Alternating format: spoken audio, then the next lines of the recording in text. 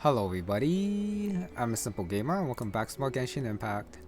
It has been a while, but it's time to do the story, well not the story quest, but like the Nocry Song of the Welkin Moon Act VII that just came out. Yeah, that's a 7, Moonless Night. Because last time ended on quite the cliffhanger with Columbina disappearing into the void. And then the doctor is doing his thing, and then we were left until dispatch when I think this might be like the end of the Archon quest in Nocry, maybe, unless if they add like the post stuff, like usual with Dane's lift and all that. Okay, but just gotta wait until the following day. So cancel that navigation, navigate again, do the automatic time thing. And then get right into it. I am pretty excited about this. Hopefully, well, I am just gonna do the one act today if I can. So, might not be able to finish all today, but hopefully get to a good spot. It's about time we headed over to the Curatorium of Secrets. We have something super important to discuss. You remember, right? Imagine not remembering Columbina. Unless if it's like they're discussing a plan about something else related to it. But we gotta see it. Okay, so store right here. And then hopefully just let all them talk.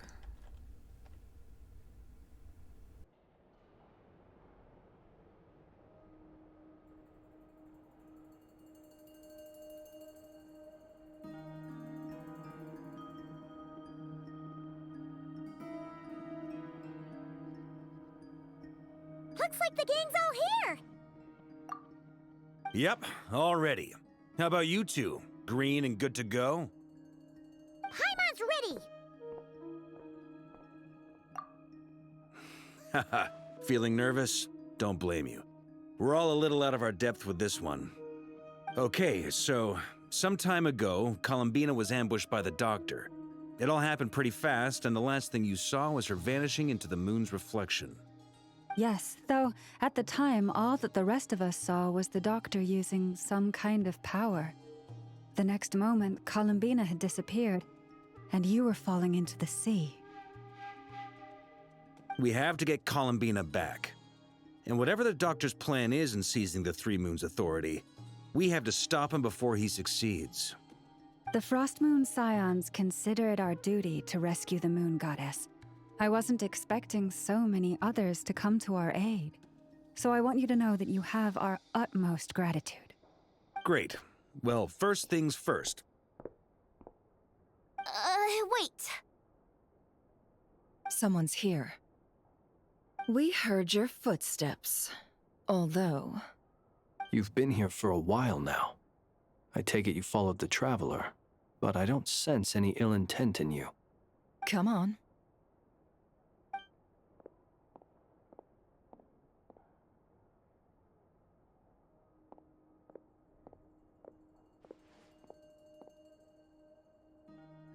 I figured it wouldn't take you long to notice me. I come bearing news from my lady, the Knave. Dottore went through the motions of returning to Snezhnaya, but it was obviously a facade. However, he has not returned to the Kuvaki Experimental Design Bureau, nor has he made an appearance in Nasha Town. Well, in that case, he'll be in his lab way up north. I always wondered why he applied for his own private pad. He was planning this all along. Tell them that Sandrone and I will go on ahead. If they still intend to pursue this matter, they should meet us at the research center in the northern tip of Nocry. Nice of Columbina's two best friends to think of us. We appreciate the heads up. Our sincere thanks to the Fatui for your aid. Lady Damselette may have left our organization, but at least some of her colleagues remain genuinely concerned for her well-being. Not to mention that the Doctor's increasingly cryptic conduct gives us great cause for alarm. We have crossed swords many times before, but it's not personal. We're just on different sides. We don't lack humanity. And so, as fellow friends of Lady Damselette, it's only right that you should be in the know about this. Arlecchino's situational awareness has saved us a lot of trouble. I'll leave the map here with you. If you do decide to head to the research center, please proceed with caution. And remember, at least while you're in Nodcry, Lady Arlecchino's subordinates are your comrades if you want them to be. This is very accommodating of you. We can't thank you enough. Just doing my duty. I shall take my leave now. If you need us, you'll find us at the Experimental Design Bureau.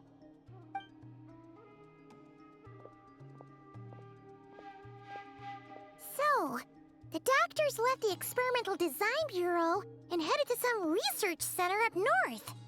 Marionette seems to think he's been planning this for a long time. But when did it start? Before he even arrived in Nodcry? It seems his loyalty to the Tsaritsa is lip service at most. Behind the scenes, he may even be working against her. Whatever his motives, we know that he's decisive and incredibly ruthless. Facing him unprepared would be a recipe for disaster. At this stage, it's difficult to predict his next steps. I suggest we split into 2 groups. We need some people to stay behind and guard Nasha Town. Well, as much as I'd love to help, infiltrating research labs isn't really my area of expertise. But at least take Cool Your Jet's Ducky with you. It should be some help during the battle. And as for Miss Inefa, I suppose you will stay to protect Miss Aino? Detecting operational logic. Protect Aino. Priority. High. Just in case, Servarka, I think it would be best if you stayed behind as well. You can leave the research center to us. I mean, I would have said the Knight of Berea should probably be out on the front line, but okay, fine. Leave Nasha Town to me. Be careful out there, okay? If things get out of hand, fall back right away. Yehoda will be on hand to assist you. In my absence, she can handle any intel gathering work. You got it, boss.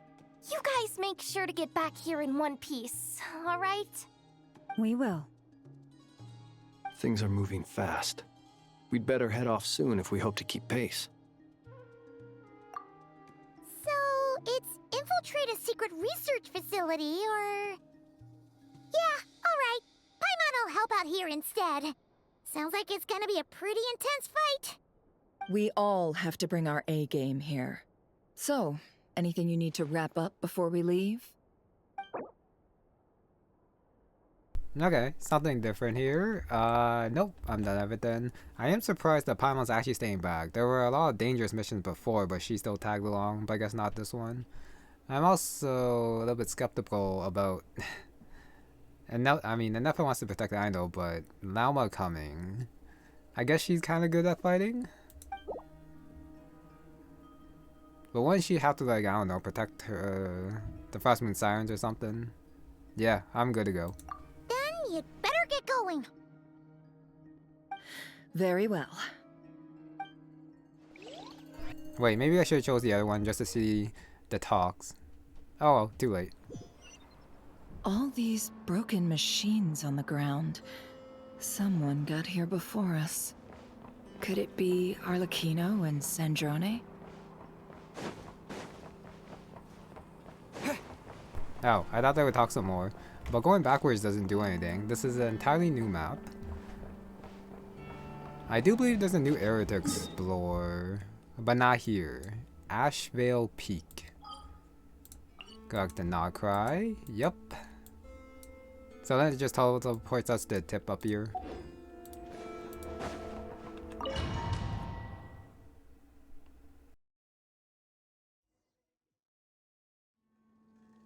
I have no idea why they did that. They could just entered this section and commented about the, well, had like a screen towards the backside with the machines or something. Those lasers look a little bit dangerous. Come down here, go up there. Fatui on the ground, but which side were they on? I don't know. Okay, keep going. Nope. Oh, I just realized it's Hydro Traveler. That's quite a welcome party. So then we get cool your jets here to help out. And Be silent. yeah, the other people too. Easy Flynn's kill. And thank you for the chest. And I guess I'm just gonna like save the burst. I probably don't need a burst against these. Oh, I can't even go through here. There's a barrier. Okay. These guys are right here. Close your eyes. Be silent. I don't think Flynn actually needs any help. Fear the dark. Yeah, he can take care of things himself. Just gotta keep it back in. Save the others first. There we go. Get back! I said get back! Do you hear me? Why isn't it working? No! Don't come any closer! Don't! What's not working? The weapons? This guy's on the ground too. I guess we just keep going. And I think I should summon the ducky again, since it is here to help. I feel like I went in a circle. What? I went this way and then somehow I got turned around. Yeah, I probably just was busy talking and I didn't notice I went backwards. That's my bad. Huh. Okay, got the Kuvaki thing going on. Some of it Water jet! Bombs away! first. I might as well just The first if I deception win. ends here. No more lies. Okay. Like that. Poor souls. May your Not that spirits bad. find peace. Grab that key on the ground. We'll probably need it at some point. I'm waiting. Oh, we already have it. I'm like, where's the key? Oh, it's floating, so yeah. Didn't actually have to like grab it since it automatically did it, which is nice of the game, I guess. Can't hide the truth. Okay, more monsters here. Well, it's called them monsters, Watch out. but not really. There's no way through. Let's go around. That does mean that they were defeated. I probably should have switched over to Traveler to get his burst back a little bit faster. Here's the energy. That's fine. Oh, not that way. What? Wait, what? Which way are we supposed to go then? I'm pretty sure that was closed. Oh no, it wasn't closed. I just went the other way. My bad. I'm so blind there. Backside is can I go through there? Another explosion. Okay, no chests hidden inside. Now come down here.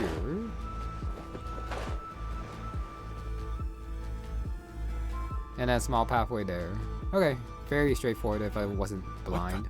Trespassers? Here? What's wrong with you people? We're looking for the doctor, and we understand he might be here. I see you're fleeing the facility. You looking to settle a score with the doctor? Good luck with that. I don't think you have many chances left. Perhaps. But you might have a chance to live if you start talking. 2 other Harbingers had the same idea as you. They're already inside. But what good is it gonna do? The doctor wouldn't do something like this unprepared. Seems to me that you're not too thrilled about being his subordinate. Also, is it just me, or do I sense monsters nearby? If you'd prefer their company to ours, that can easily be arranged. We need to know what the doctor is up to. Please, if you know anything at all, tell me. This is about more than us versus the doctor. His actions could have consequences for all of Nodcry, and perhaps even your homeland, Snezhnaya.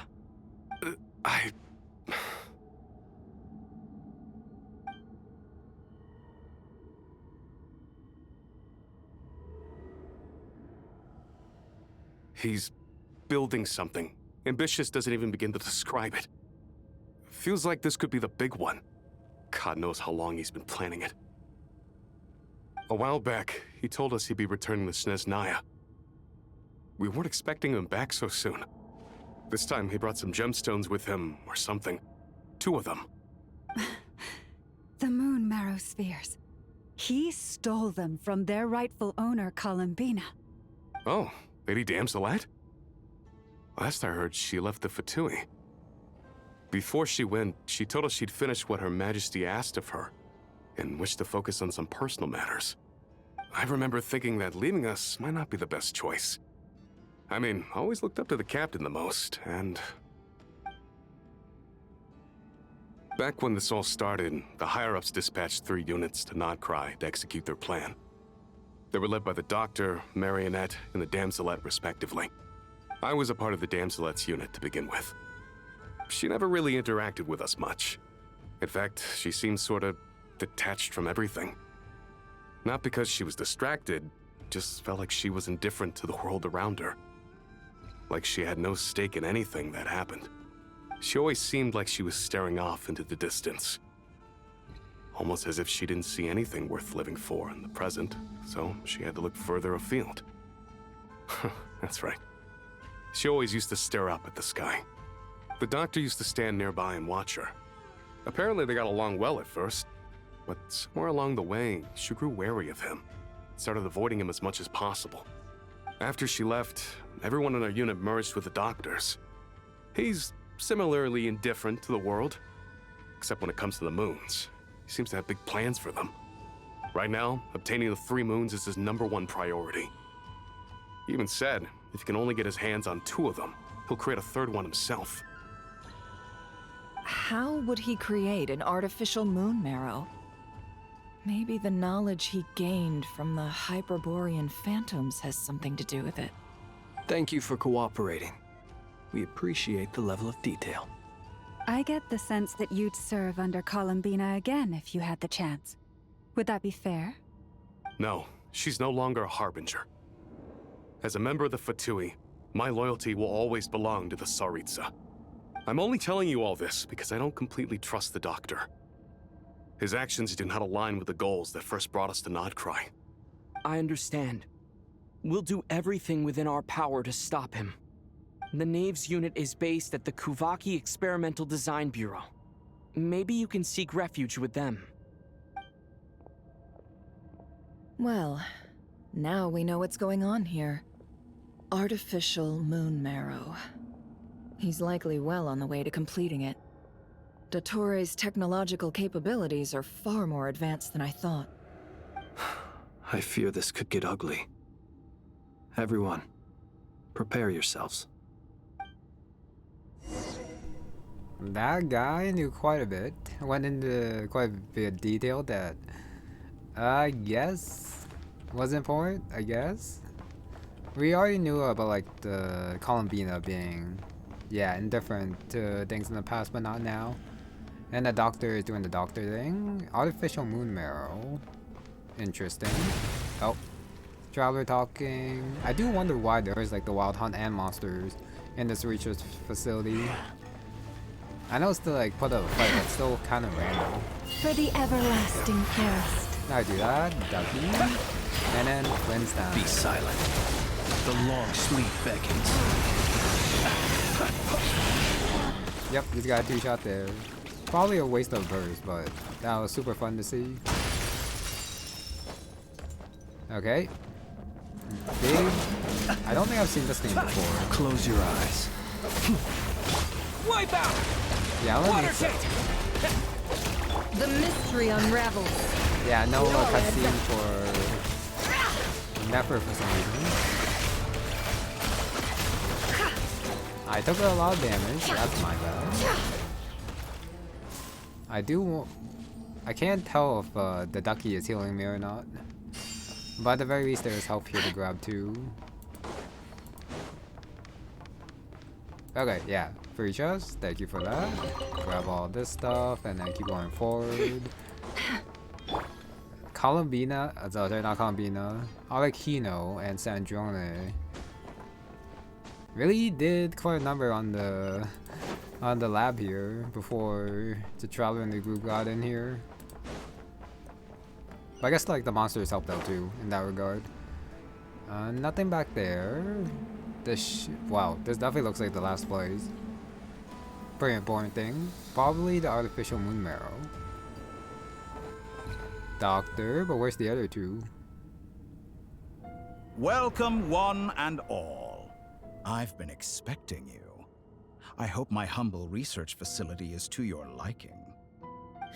Yeah, we really appreciated fighting our way in through a horde of monsters. The gall! You expect us to believe you've just been patiently waiting for us? Of course I have. Should I be worried about something? Everything seems to be going quite smoothly so far, and you've shown up right on schedule. First Sandrone and Arlecchino, now you. Ah, quite a surfeit of guests I've had today. If you were looking for them, I should probably mention that Arlecchino disappeared as soon as she entered the facility. As for Sandrone, why, she stood right here only moments ago demanding answers from me at the top of her voice. Hardly out of character. She never was one for basic courtesy. But I have to admit, I was a little surprised to see her showing concern for someone besides herself. Does everyone you associate with undergo such a change in temperament? Speaking as a researcher, I have to say, it is not a change for the better. It threatens one's ability to remain objective.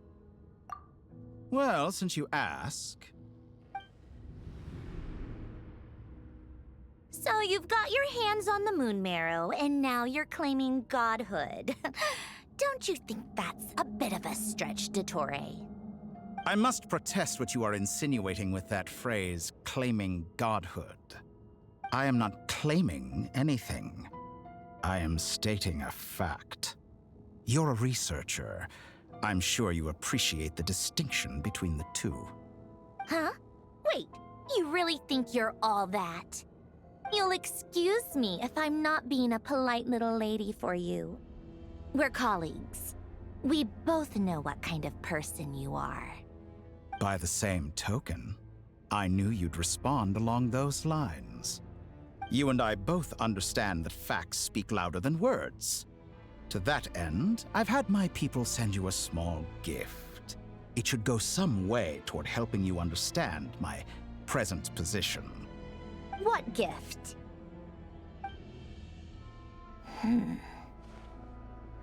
Where have all your troops gone? Who knows? Perhaps they are already marching toward a new world, following in the footsteps of an unknown god. As vulgar and arrogant as you may be, dear Sandrone, I have no intention of taking out my displeasure on your subordinates. They will enjoy equal rights to my own. You sent your people to the Experimental Design Bureau? That's a Tsaritsa's property. Yes, and I am very mindful of Her Majesty's instructions. But you know full well that they do not conflict with my present goals. In which case, all I'm doing is conducting another one of my experiments. Is there a problem with that? Now then, you have a judgment call to make. Am I simply lying to stall you? Or is it possible that every word I am saying is the truth? In which case, your subordinates really are in danger. So now you've turned on fellow Fatui soldiers. You're completely insane. I have set a new rule for myself.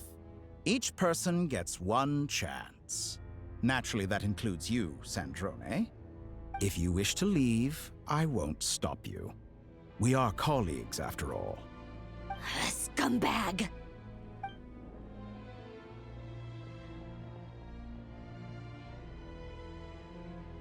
Still, I hadn't counted on Sandrone sparing any thought for the people of this world. Shame. I always found her self-centeredness to be one of her few better qualities. How can she ever hope to achieve greatness when she's so obsessed with protecting her little design bureau? It's more than a little disingenuous to speak of achieving greatness while taking hostages. Or does honor no longer mean anything to you? Honor? I have the marrow of 2 moons in my possession and will soon complete the construction of a 3rd. I will be the god of a new world. And you speak to me of honor? How charmingly naive. Those are sacred relics. You do not deserve them. In my view, many in this world do not deserve to be alive. And yet, I mercifully permit them to go on living, do I not? You'll come to regret your actions. Will I now? Let's see if you can make me. No. Fight time. I don't think he's gonna be using the moons here. Just his own power. Okay, drawing something. A lost thing.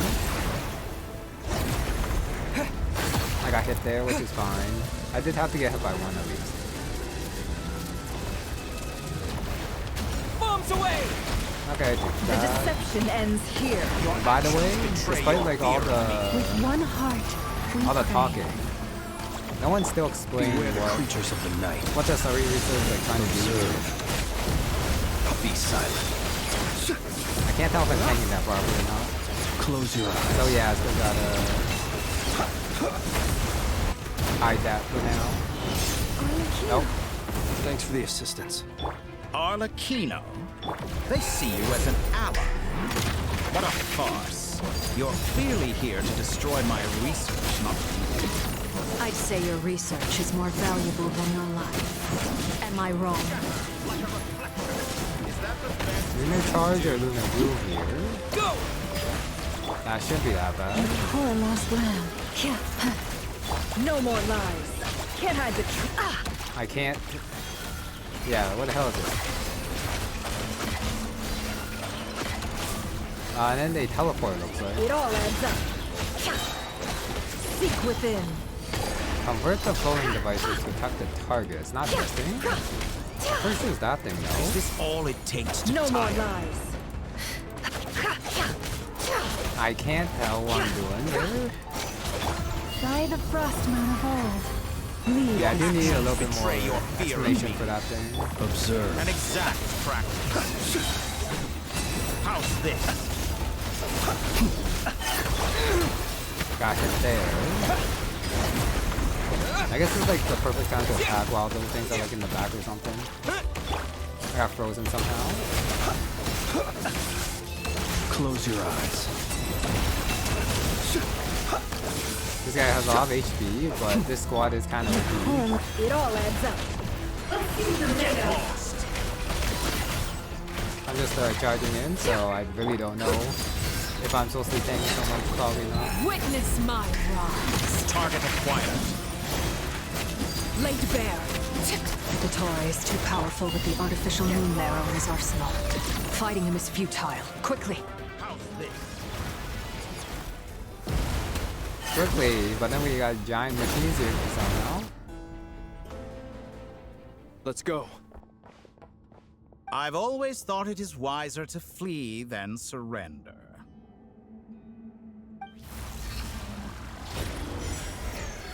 Watch out!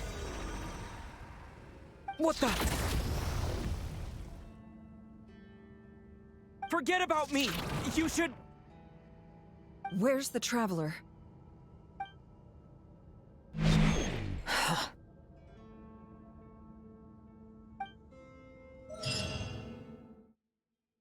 Gotta take the main character. And then private dog. Well, it should be.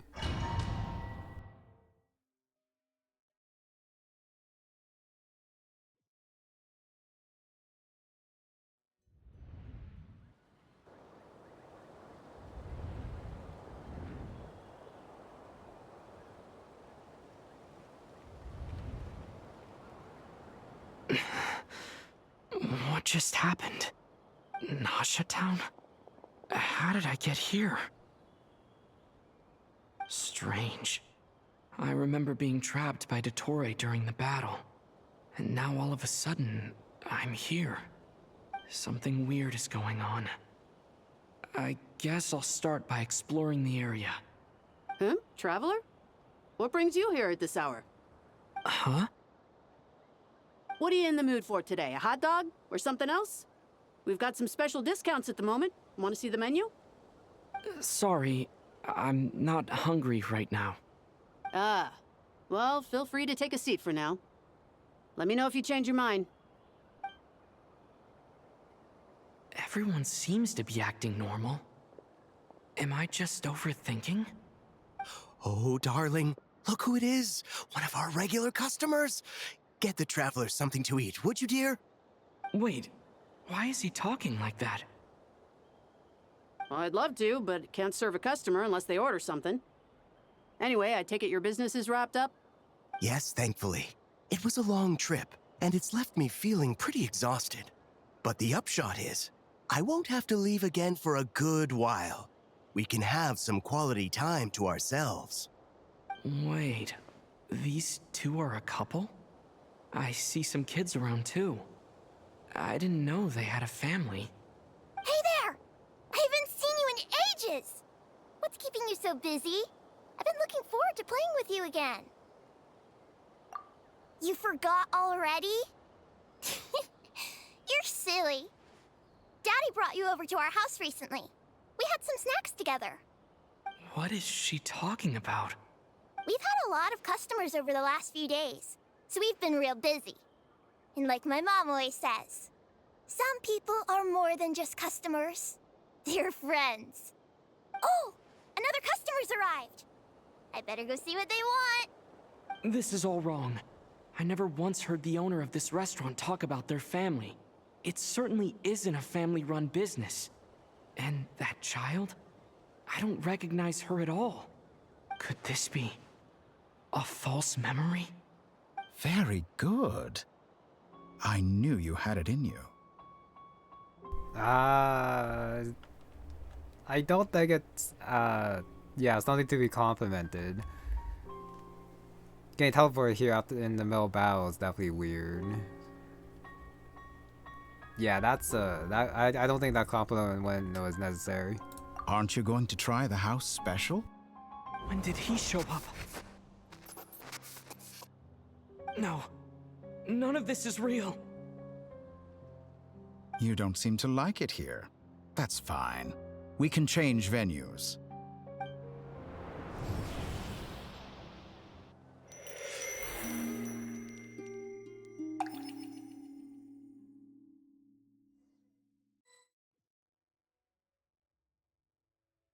That lag.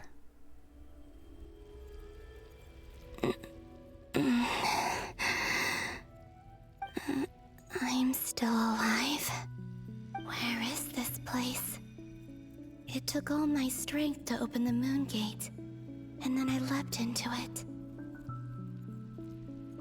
So this is the moon's reflection? The mysterious realm beyond the gate?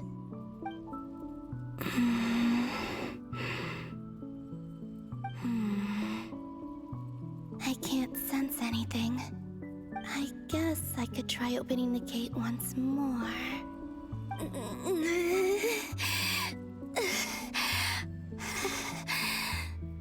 No response. Maybe this space can't be opened from inside.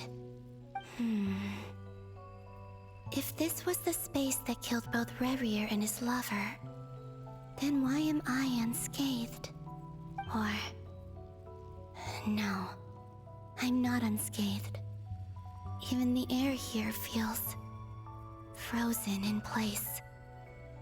There is nothing here with which I can restore my power. I should conserve my strength and proceed with caution.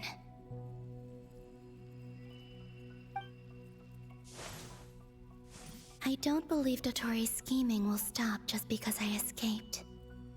If there is any chance that I can get back to the others, any chance at all, I must return.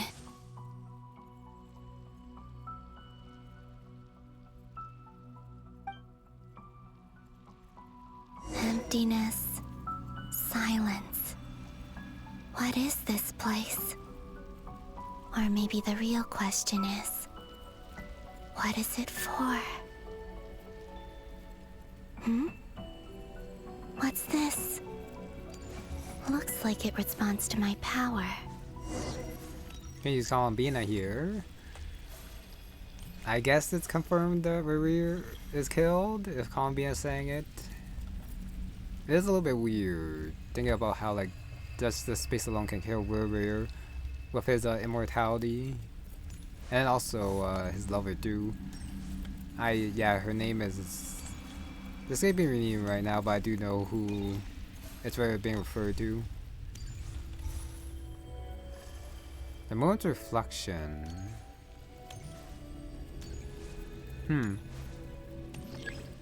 Try a charge attack. Golden. Like Kuvaki. Is it some sort of guide? And why does it feel so familiar? I might as well follow it. I might as well. And there's Columbina personal. Yeah, I think it's her personal weapon back there. Definitely does not look like a generic weapon. Where does this lead? Could it be the exit? Where space and time intersect.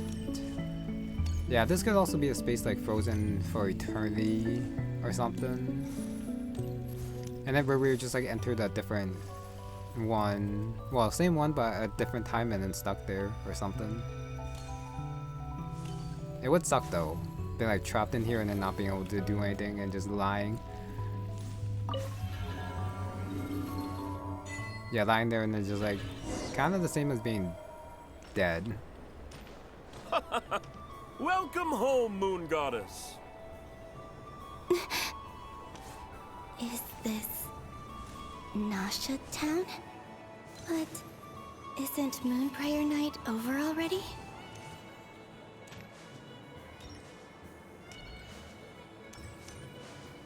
Oh, cannot talk to them, so just gotta keep moving. I'm also waiting for them to say something as well, but it's all quiet for now. I guess until we hit this space. Goodbye for now, Columbina. I hope you have a wonderful night. I will. Lama, everyone else, and me? Are these my memories?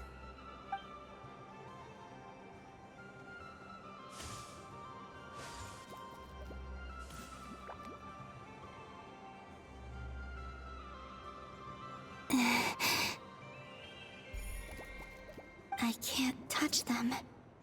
It's as if we're separated by some impenetrable power.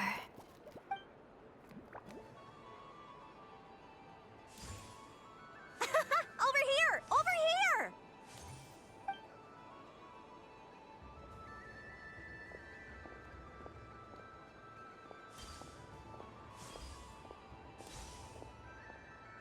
But the people in these memories pass right through me. Just like when I disappeared.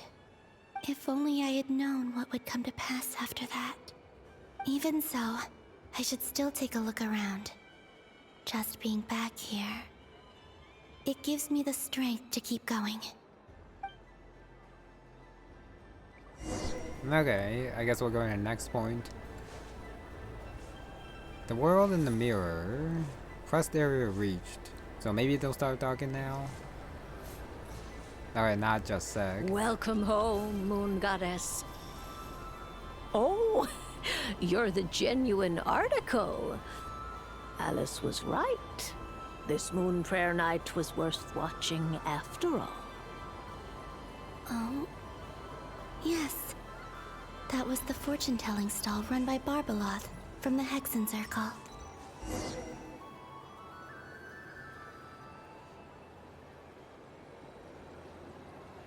Please, draw the first lunar arcana. This represents destiny and is the foundation for the divination as a whole. Okay, that was weird with Columbia disappearing and reappearing from the corner. And are we actually doing a flashback here? My destiny. I believe the card I drew was the moon. Now that I think about it, Barbeloth's divination was absolutely right. It's almost time to draw the last card. The one that represents the future.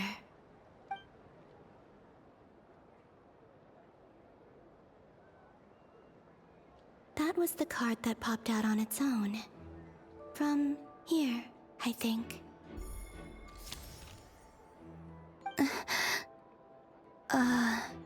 Kuvaki Pulse? What? Fascinating. I've never encountered this before in my role as a diviner. What's going on? Did that card leave the deck? Because of my influence? All I did was try to touch it, and then... Maybe this memory space is not untouchable after all. Are there weak points in the barrier? Or...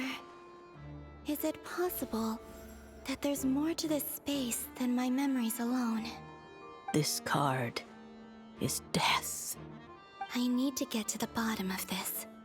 I'll try touching something else.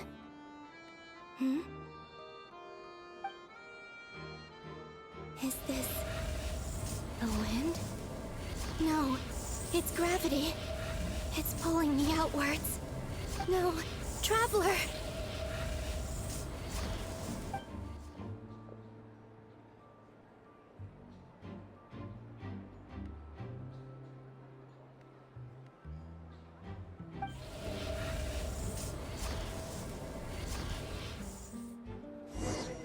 Just had to have smiling Traveler there for some reason, and okay, not just a flashback, good.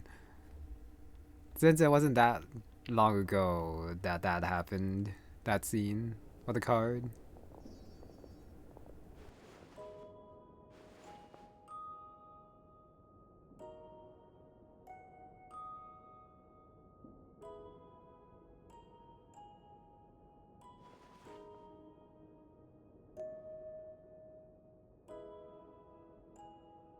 Haimon, listen to me. From the bottom of our hearts, we are so sorry. We completely understand how you must feel. The Traveler is trapped, and we all feel responsible for it. Don't say that! Haimon's not a little kid! You didn't leave him behind on purpose! There was nothing you could do! But... he's all alone in there! What if something happens to him? What are we gonna do then? We've barely spent any time apart since we met. Is he gonna... die? We must find a way to rescue him. We were all involved in the operation where he was captured, and we do not abandon our comrades. That being said, it won't be easy. Through conversation with the others on our return, we've arrived at a basic idea of what we're up against. Dottore's lab has clearly been in operation for a lot longer than we realized. We found many monster samples stored there. In all likelihood, they were materials he used to research his latest technology. We also know that through his contact with the phantoms of Hyperborea, he gained knowledge about the moons and certain Hyperborean technologies. Using this knowledge, he then fashioned an artificial moon marrow to serve as a replacement for the frost moon beyond the sky. Unlike Columbina, Dottore is not being rejected by Teyvat. And even with 2 of the 3 moon marrows, his power far exceeds all of ours combined. Once his 3rd moon marrow is complete, Dottore will have completely seized the authority of the 3 moons. Teyvat's most primordial powers will then be in his grasp. Does that mean... I'm afraid so.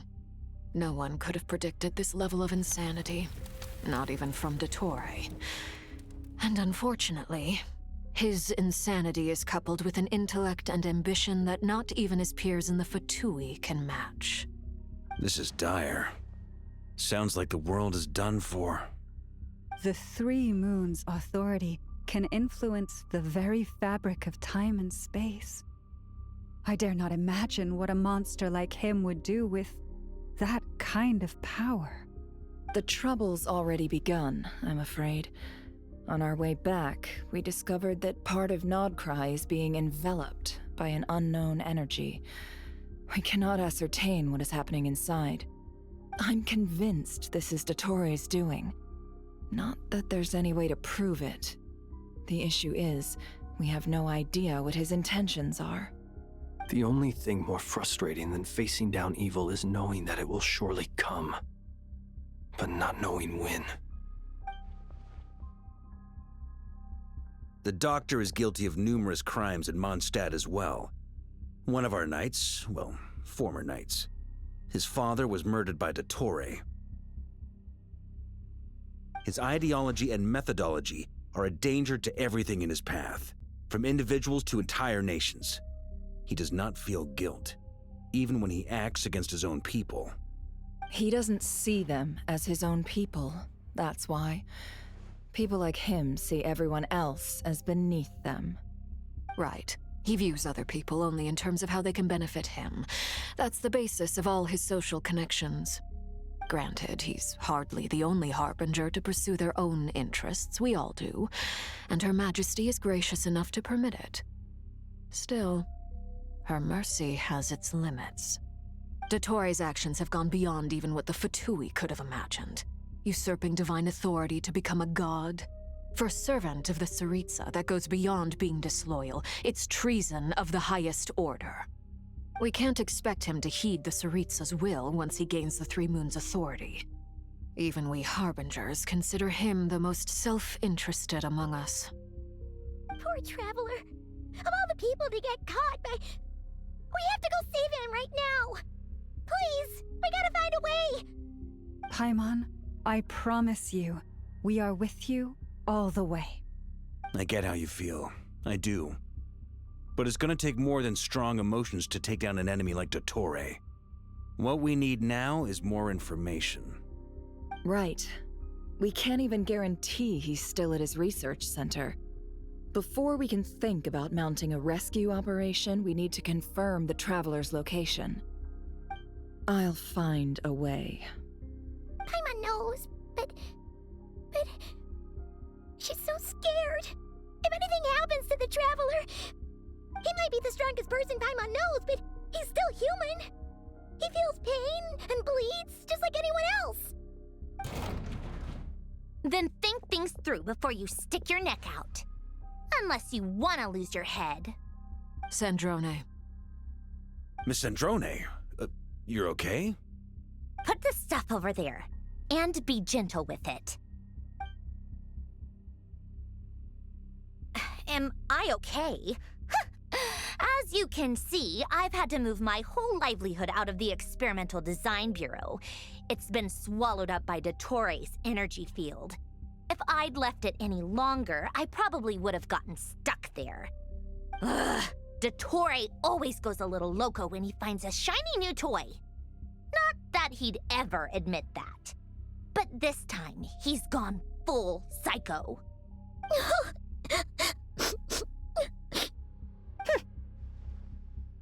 Just go ahead and cry already. Sorry. Paimon's not trying to make it seem. It's just... She can't.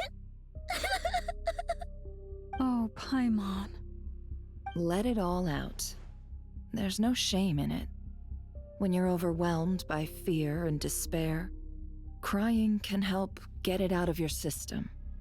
You'll feel better for it. Okay then, while the baby of the group is having a moment, how about the grown-ups get to work? Give me your hand. You've made a discovery? Polonia, scan.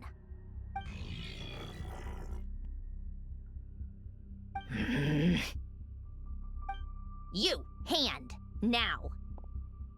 Oh, I thought you'd never ask, my lady.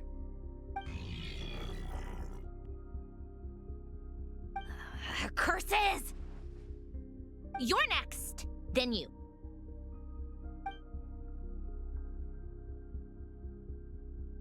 Dottore, you son of a... He's done something to us!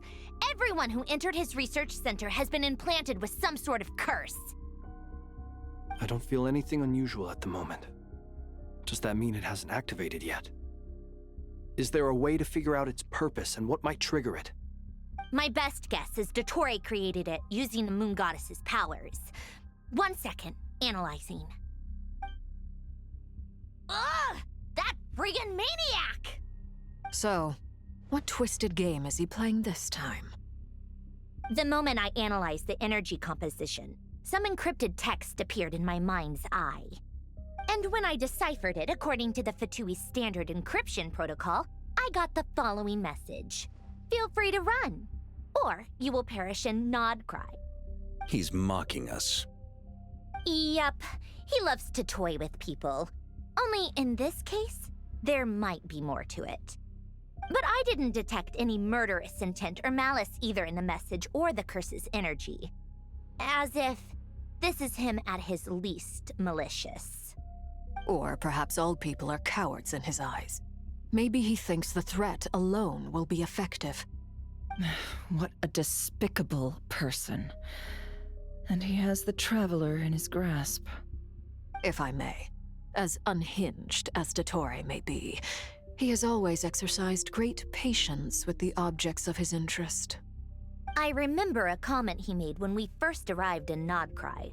He said, "This world is, on the whole, an exceedingly dull place. But at least there are a few intriguing features, such as the gods, or the Traveler. Presumably, they interest him because they're unknown quantities. He wants to understand as much as he can about them." Agreed. The Traveler is Tevat's fourth descender. All Harbingers are aware of this. Since Dottore took such pains to capture the Traveler, he is unlikely to kill him right away. Okay, but we still have to do that rescue operation. Of course. I also think we need to read between the lines with Dottore's message. If he's encouraging us to run, that means we mustn't leave Nodcry under any circumstances. My guess is, his curse will only trigger if we leave.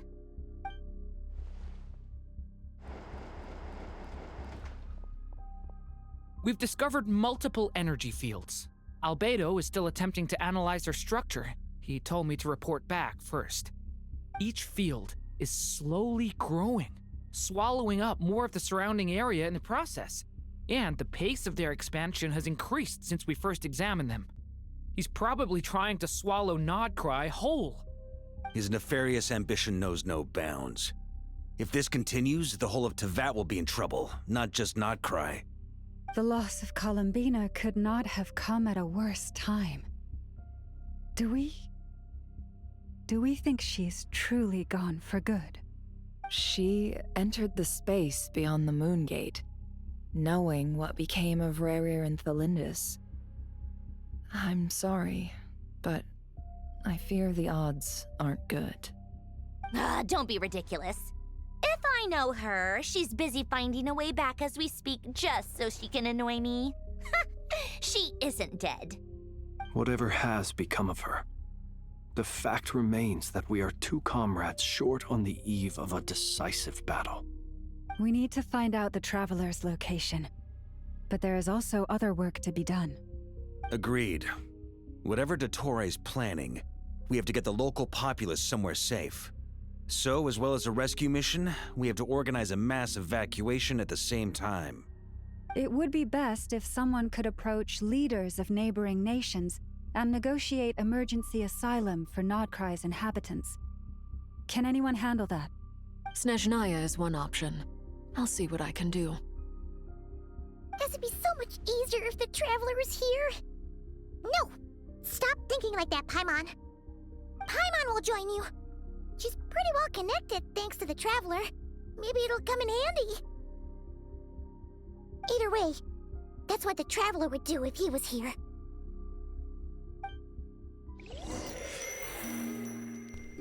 Okay, should be back to the Traveler now. Crying Paimon was sad to see. The curse. I thought Archon couldn't leave. Okay, never mind. Back to Columbina. Here again. That gravitational force that pulled me back. Is this where it came from? Yeah. So I guess she's just gonna like call the Tsaritsa and not actually leave Nodcry. And for this place, they're saying that we're still dead. I still feel like that's coming out of nowhere. Thalindus maybe because she's been gone for so long. But Columbina's here too, and she isn't dead, so why would they think that Rerir's dead? I don't know. When I saw that memory of Moon Prayer Night, I think I influenced reality. Was it just a coincidence? Or if only I could have sent the others some kind of warning on Moon Prayer Night. Maybe we could have stopped Dottore. I feel so heavy. Does entering that space consume a lot of energy? Well, even so, I have to keep moving forward. Back to emptiness and silence again. I should try and find my way back inside that memory. Since she influenced that card, this might be that time travel thing where you get to like time travel backwards, but you can't actually change anything. But you can influence what you did before. Like if you had gone back. That probably didn't make sense.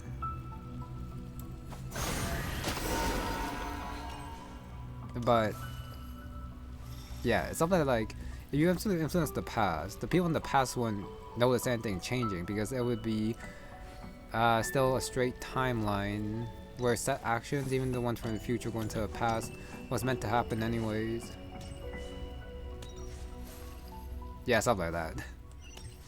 Okay, keep going this way. Seems like, yeah, it does seem a little bit further than last time. The entrance from last time isn't showing up. What am I missing? Touch. Looks like I need to gather these scattered fragments. Hold. Oh, got her hand thing here. One at a time. Okay, so I can't just click, I do have to hold. You actually gotta gather all of them? I don't know about that gameplay. It worked. Hopefully I can stay inside for a bit longer this time. Yeah, especially with how many there were. Oh, same one? Sure. But that would be like a different memory.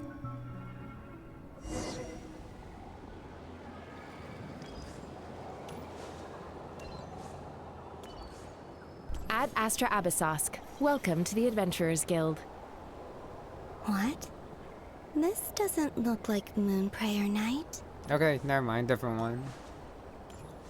Extra, extra! Latest issue of the Nausea Express! I don't think I've ever been here. Maybe this space isn't comprised of my memories after all.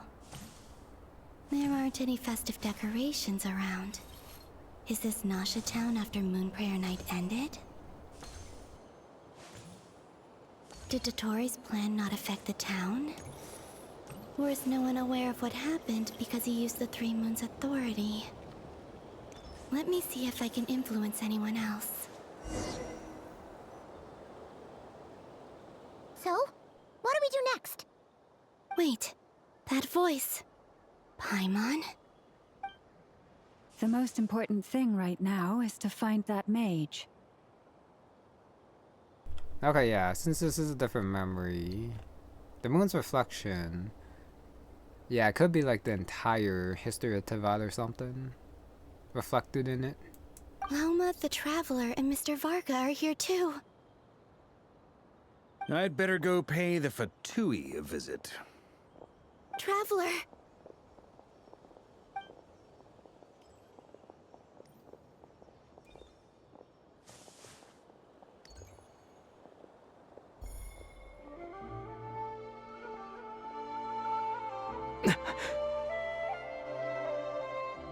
Columbina?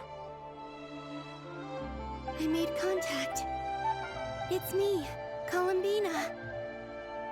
Huh?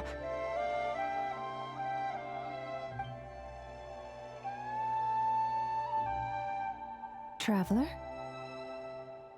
Let's go! This is no time to be spacing out!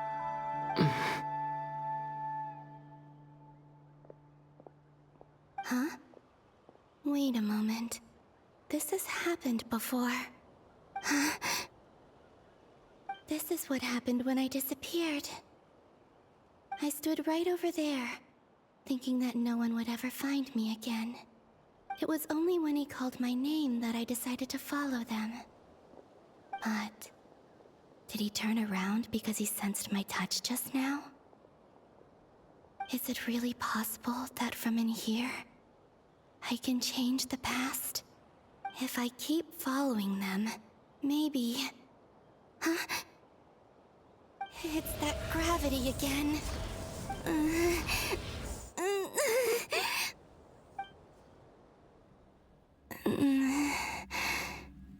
Every time I influence reality within that space, this force intervenes and pulls me back.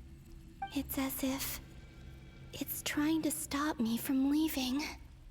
I'm getting weaker and weaker. I'll just have to try another approach next time. Come on, Columbina. Keep going. You have to tell everyone what happened. Oh, wait, what happened? I'm pretty sure the Traveler already told everyone what happened. This Columbina definitely saw like the Traveler fight there. Suddenly, I've been plunged into darkness.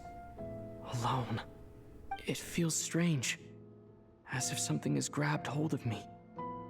Is Dottore now powerful enough to interfere with space itself?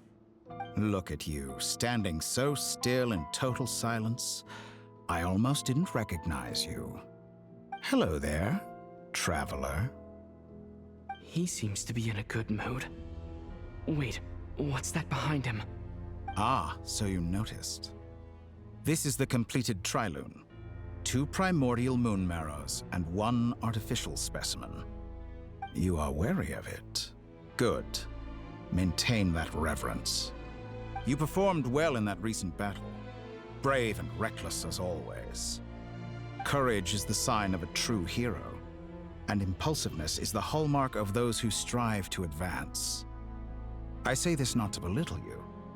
Most creatures are far more timid by comparison. 3 moon marrows? Does that mean the artificial one is now complete too? Well spotted. What do you think? For a replica I built myself, I dare say it looks the part. Dottore, are you planting illusions in my mind? I have no interest in fooling your eyes. On the contrary, I hope to show you the true essence of all that you see before you. Is this not a beautiful city? People live in peace and find joy in their work. The streets are safe. People can even leave their doors unlocked at night. You might say it is the Elysium everyone dreams of. All available data indicates your values and worldview conform with the mainstream. This kind of society should be quite to your taste. False beauty is deceitful. Lies are to no one's taste. I wonder, is it your moral standards that are too high? Or your expectations of reality? Answer me this. If someone existed in a sweet dream from the moment they were born, a dream in which they never once felt pain, which do you think they would consider superior? The dream or the reality? That's pure sophistry. It has nothing to do with your actions. As I suspected. You have yet to understand all of this for what it really is. What do you want from me? You sound impatient. Do you think the only reason I'm keeping you is because I want something from you? If it's not, then why haven't you killed me yet? No one can stop you if you're as powerful as a god. I'm delighted you recognize that fact. I believe we last squared off in Sumeru. Ah, the memories. How time flies. You and I have both grown. I'm not surprised that Arlecchino and Sandrone worked with you. You've always a way of slowly but surely ingratiating yourself with all levels of society.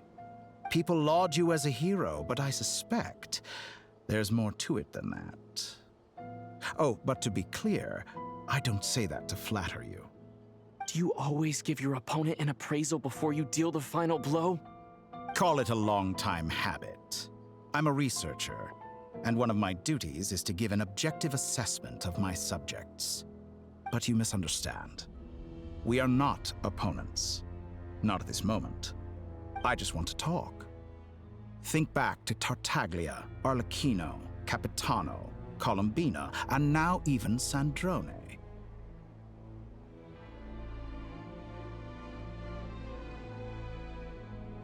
You've worked with each of them in the past. I believe you can work with me as well. What makes you so sure? Well, why not?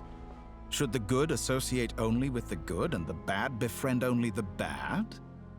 I like to think we could have a more mature relationship than that. Surely you don't think all your relationships are grounded in friendship or shared ideals? People come together because it benefits them to do so.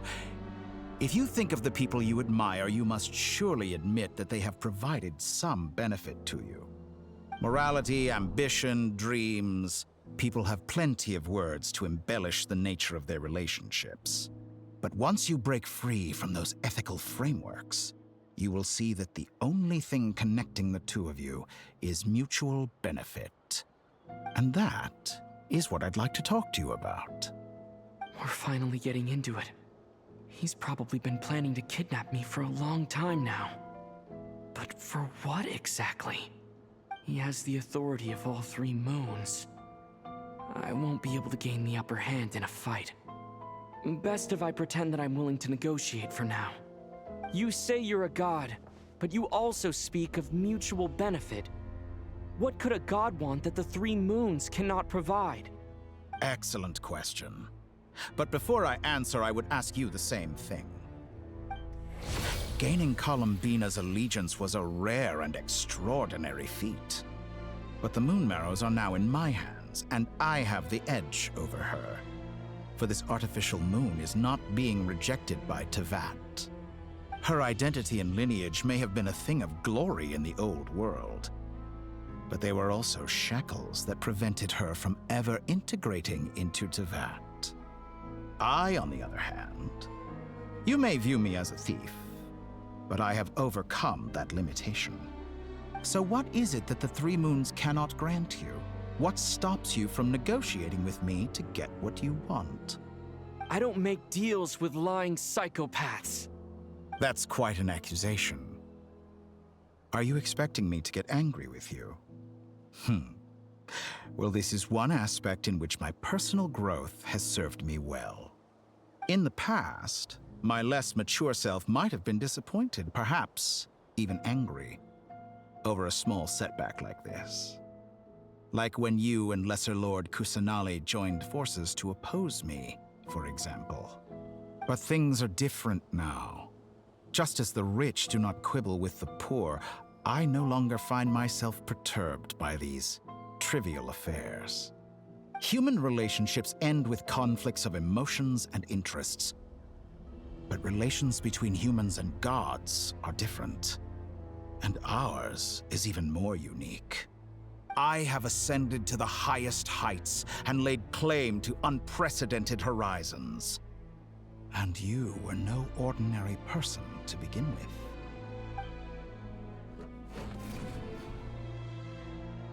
Allow me to show you the world, Descender.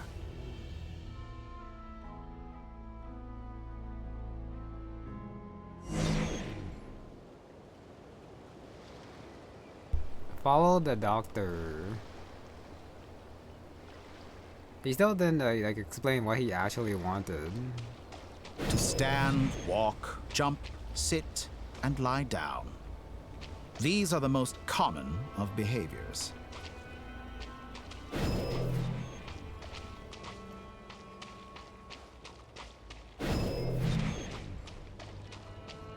I'm waiting for him to talk. Have you ever wondered why we were born following such laws? Who stipulated that we could not fly instead of walk?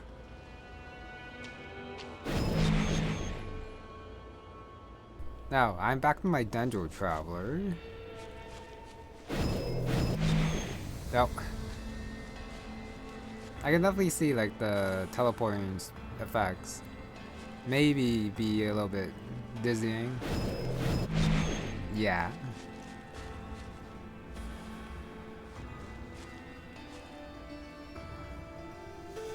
Someone of your talent and experience must surely know of the 4 great rulers who serve the heavenly principles. They govern life, death, time, and space. One wounded by a blade will die from blood loss or infection, and one who falls into a lake will drown in agony. The elderly wallow in solitude, and the solitary age faster. Eventually, new life is born, only to embark on the same path of suffering. These 4 divisions anchor the world and shackle those who live in it. But they themselves transcend its boundaries, squandering the power bestowed by the heavens. All who live yearn for equality, but unless the gods prostrate themselves and profess that they are mere servants of the living, equality can never exist. Who makes the rules we must live by? Who has the right to restrict us? The limits of the body can be rejected. Defeat the opponents before you, but why? Oh, special ability. Unless if I'm just supposed to like do this properly. Germinate! Propagate! I can't though. Maybe the special ability is like the cheat code that the Dottore gives you. They reset. Oh, the explosion comes here, I guess.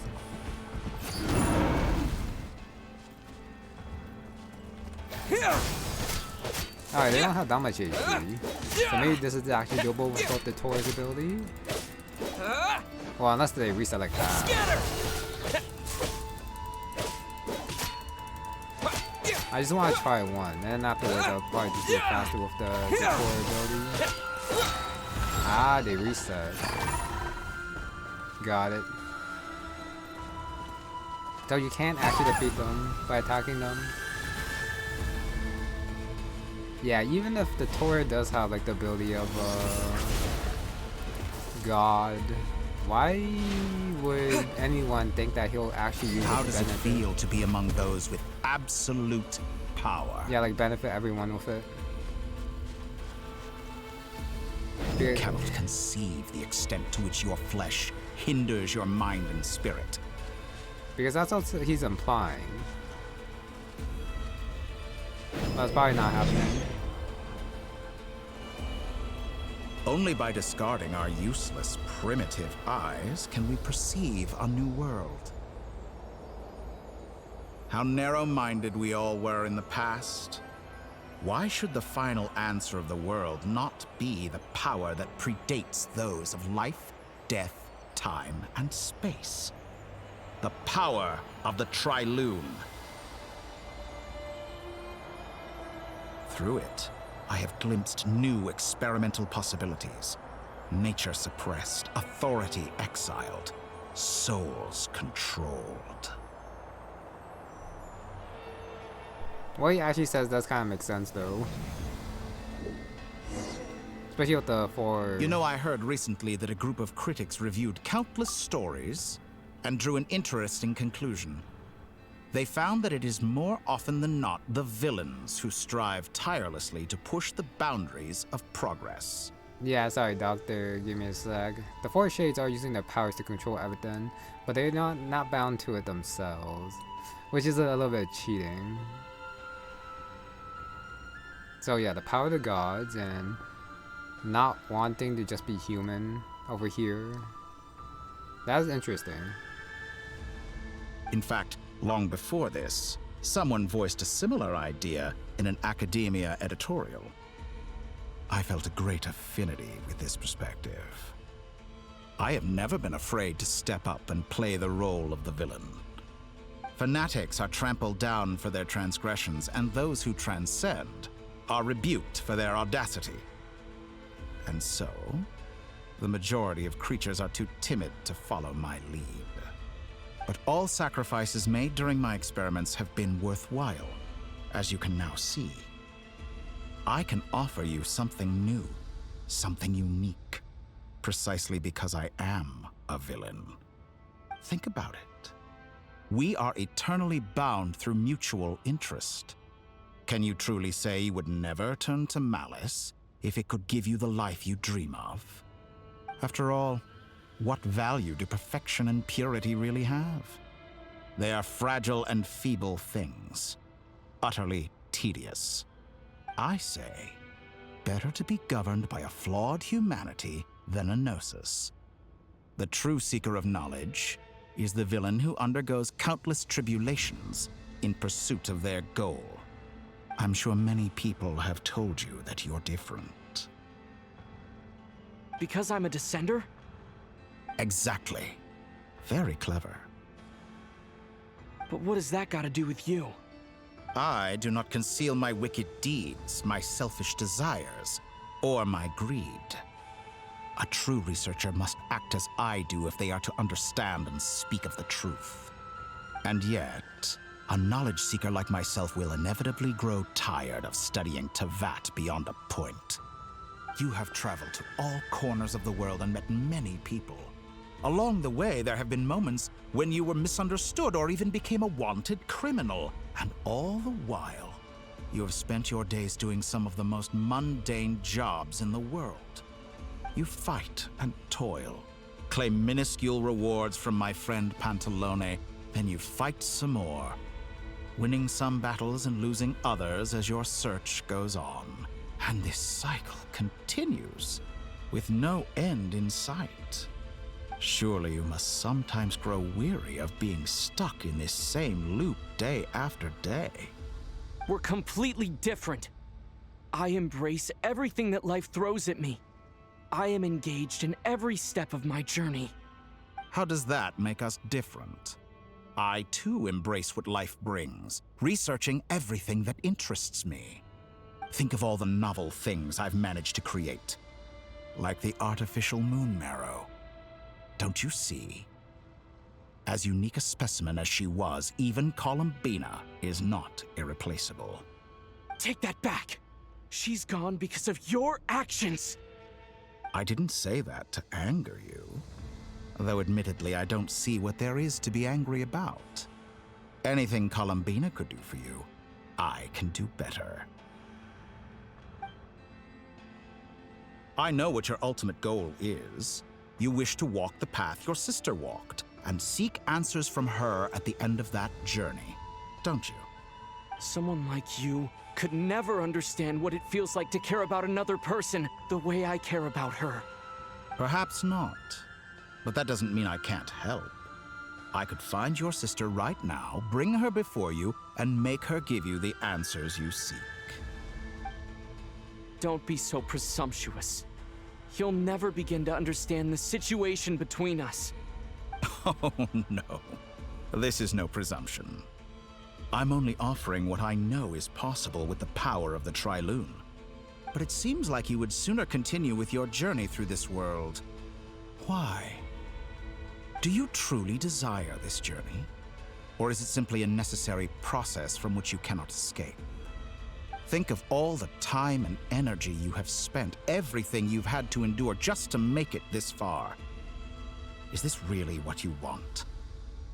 Or has your hand been forced by the promise of that final answer?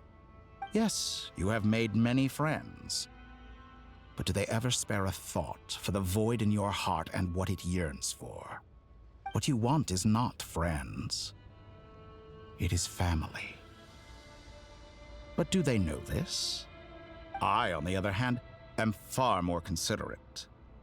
Join my experiment, and in return, I will bring your meaningless journey and all its struggles to an end. This is a malicious attempt to manipulate me.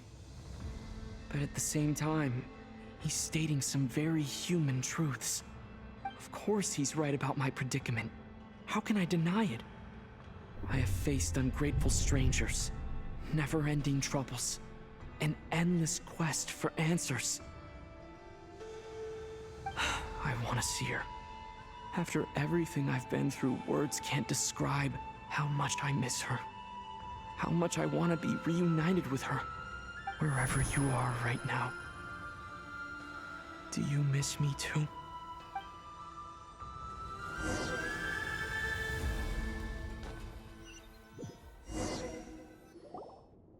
All right, everyone. Our next mission is clear. We need to contact all the major organizations, explain the situation to the public, and then begin the evacuation. I am totally fine with that characterization of Traveler. After what the doctor said, and then him being swayed, even if only like a little bit for like that moment, it totally makes sense. It is a little bit surprising that the family aspect is so much higher than the friends, and that the Dottore was actually right there. I thought there would just be like a small gap between them, but I guess it's like a little bit bigger than I thought. So yeah, I think I do like how the Traveler is questioning himself, as he should. The residents of Notcry are quite dispersed. The two most populated areas are the Southern Isles and Pyramida. Miss Lauma, I will leave Hisi Island and Nasha Town in your hands. I will liaise with the Fatui and Pyramida. Agreed. We will reach out to Natlan and Snezhnaya. Anyone found north of the Experimental Design Bureau should follow the Fatui to Snezhnaya. As for those dwelling south of that line, I will ask the Voynich Guild to help persuade them to leave. Then I, Mr. Varka, and the Frostmoon Scions will escort them to Natlan. The Voynich Guild has dealings with the Curatorium of Secrets. I will send them a letter vouching for your credibility. Yehoda, you should help Lauma. This is too big of a task for one person. My wish has come true. You're willingly lending me your most capable employee for the day. Well, good for you if all this only takes a day. Of course, if it takes any longer, I'll be charging a fee. Boss, wait! Don't I get a say in this? Oh, I'm sorry. Something to add, Yehoda?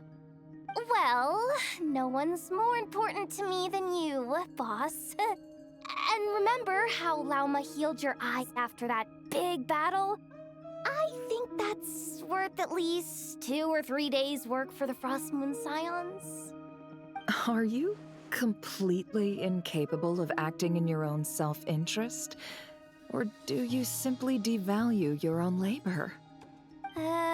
Are you sure you don't want to come with us? Who will see to our other work if we're all busy evacuating residents? Sandrone insists that Columbina is still alive, and we have a traveler to rescue.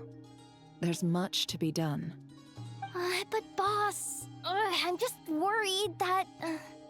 Well, Nefer, I'll link up with you once my tasks are complete. What makes you think I'd need you to do that? I'll need it.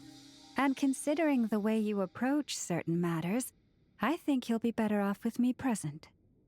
That's quite enough. Just focus on your work first. I bet we're in for an uphill battle here. But we can help out too. Inefa and I are gonna help Nasha Town's residents carry their stuff. Loading schedule. Store essential local research data and technology samples, then escort the people to Natlan. Understood. I will execute this to the best of my abilities. Great stuff. Thank you, ladies. I've contacted the Lightkeepers. A colleague of mine will join us shortly. I will persuade them to conduct a thorough search of the region to ensure that no civilians get left behind. As for me, I guess I'll be making an early return to Sumeru. I think it's important that someone informs the Dendro Archon of what's going on in Notcry. Roger that. Someone should inform Mondstadt, too. Mr. Duran, can I trust you to handle that? I think you fly faster than any of us can run. As an added incentive, get there fast enough and I'll see about getting your gliding exam waived. Really? Ha! Mission accepted, sir. I intend to stay behind and help Miss Sandrone with her research. She has some alchemy-related questions that she'd like me to explore. She recognizes your expertise, then. I wish you a fruitful collaboration. Thank you. In truth, I was surprised to hear her express an interest in subject matter outside of machines. I believe she has been investigating some Fontanian technology recently. She made a point of bringing the relevant materials with her when she left the Experimental Design Bureau. She's sorting through everything in her room as we speak. I should mention that we have one other friend who isn't present. He hasn't made his position in all of this clear. But if we know anything about him, he's likely investigating on his own. Paimon's been very quiet today. But I know how close she and the Traveler are with the Natlanese. She should come with us to the border. Oh, I thought they would say it, but yeah, that guy was probably Hat Guy. Okay. Paimon will do her best. Make sure to heed Sandrone's warning. Many of us have been cursed by Dottore. As such, under no circumstances should anyone cross national borders. Remain within Nodcry. That aside, personally, I have faith in Columbina. Things look grim, sure, but who knows how it'll play out. Same goes for rescuing the Traveler. Both of them are important allies and friends. We'll be counting on you to gather intel on them, Miss Nefer. Oh, wonderful. You're all here. That voice again! Nicole? Whoa, that was loud! And it came out of nowhere. So mysterious.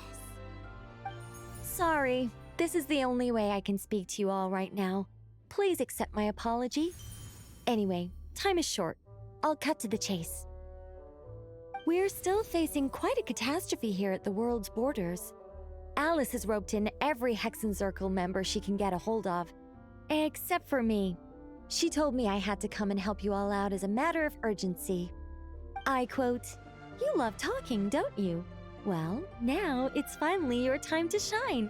Take these. Make sure the whole party gets one each. You'll be in charge of making sure everyone stays connected."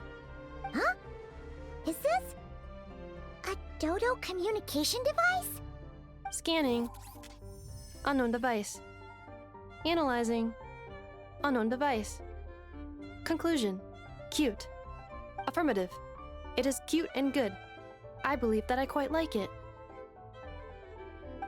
This is no ordinary Dodo communication device. It's my very own special modified version, specifically... Ah, sorry. I almost went off on another tangent there. Anyway, help yourselves. It will allow us to communicate over long distances within Nodcry. No more worrying about shuttling messages back and forth. What astounding technology. Am I right in assuming that it relies on your personal abilities to function, Miss Nicole? Yes, exactly. Right on cue, Albedo. Ah, I'd love to brag to you all about how it all works. But no, next time. Anyway, I'll be right with you all, serving as a communication hub. That's all from me. Head off as soon as you're ready. I'll be staying here to keep watch, and I'll be sending you my blessings.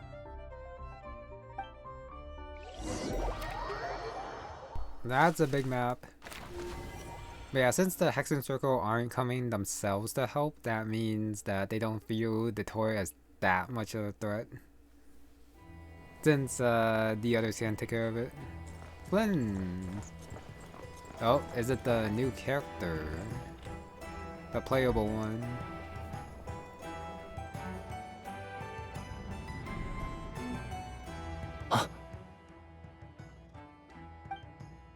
Ah, Sir Flint. Perfect timing. I just arrived myself. You are most considerate, Master Ilua. But in fact, I know you have been sitting here for quite some time. If you saw me, why didn't you say something? I was curious to see how long you could sit still for. Also, shouldn't you have managed to sense me approaching? That would be a first. You always seem to appear out of thin air without making a peep. Also, how many times do I have to tell you not to address me as master? I don't qualify. I beg to differ. Why should a young man so well versed in social graces as yourself not be worthy of that title? Please, Lord Flint's... Sir Flint's. I'm begging you, don't flatter me into complacency like you do with everyone else. You understand me better than most. My newest acquaintances tell me I love complimenting others. What do you think? I think they don't understand why you do it. You just love puffing people up till they're a big, happy ball of hot air that floats away into the sky.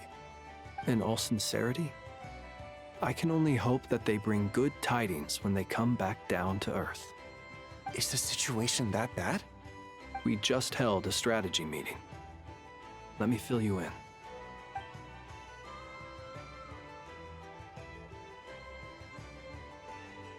In short, we need everyone gone from Pyramida.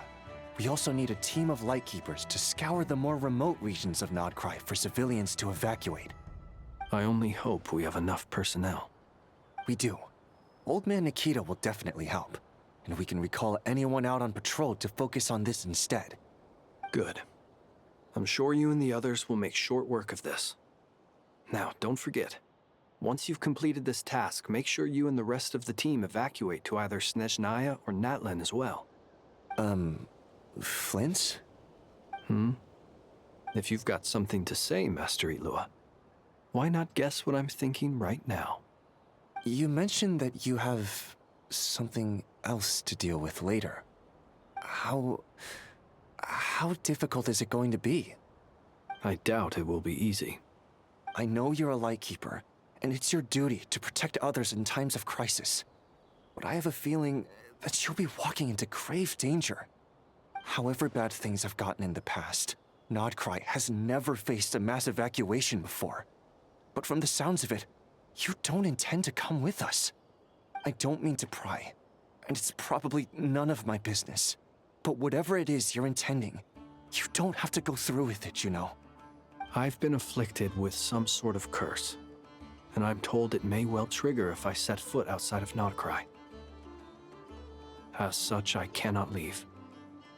I have to act, if for no other reason than to fight this curse. What? No. Why? Why would anyone want to curse you? There are plenty of people out there willing to trample over others in pursuit of their own goals. Frankly, Sir Flint, I am furious. You're making light of what is an incredibly serious situation. Indeed I am. And? And what? I told you I'm furious about this. Nothing I can do about it, I'm afraid. Things happen, and we just have to deal with them. If you find yourself feeling angry, perhaps start by drinking a big glass of water. Hey, you mean you're completely unmoved by my anger? I'm devastated. Then allow me to express my sincerest regret. Come by the lighthouse sometime. We'll catch ourselves a few fish, have a little barbecue, play some cards, and bask in the sun. Maybe I need to spell this out. Lean in a little, Flint. Oh my, this doesn't bode well. Word is that you were caught up in a real horror show recently. People were amazed that you returned safe and sound. They've been debating whether you're even human. I've returned safe and sound from plenty of crises. When you say people, do you mean other people? Or do you just mean you? Fine. I'll be frank. You're not human, are you? Heavens. Now that's a horrifying thought. You know what? Forget it. We'll revisit this once it's all over. A sound plan. Albeit a little ominous sounding. Just promise me you'll come back in one piece, all right? For you, Master Ilua. How could I refuse? Also, please pass my regards on to our colleagues. Tell them, thank you all for your assistance. Please put safety first as you proceed with the operation. Okay, that was like the weirdest conversation I have ever heard. The content was kind of weird, but the main thing was that I have to keep searching for a path toward reality.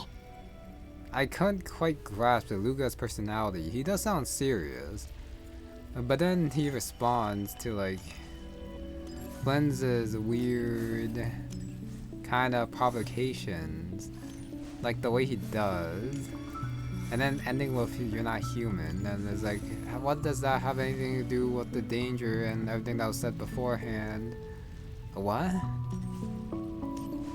I don't know. That whole exchange just felt very weird to me. Okay, are we doing this again? Seems like we are. Columbina, gonna find a third memory. Second one being like the Traveler Touch made sense, so I have no idea what this third one's gonna be. Like, where else did she influence it? Unless if this is like a new one and the last one. I don't think I like this minigame. There are way too many petals. This should do it. The last 2 times I tried to influence reality in this space, it consumed a lot of Kuvaki. I'll try and be more careful this time. I need to leave key clues behind using less power. I hope everyone still remembers what I said on Moon Prayer Night. This might be present time.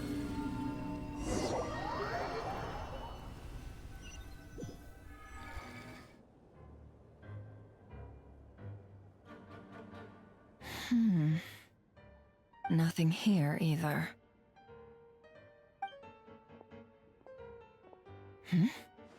Flint's? Ah, Miss Nefer. What are you doing here? Unless... I just spoke with Itlua about arrangements for the search and came for a walk nearby. As for you, why would... It appears we think along similar lines. And neither of us likes to accept things at face value.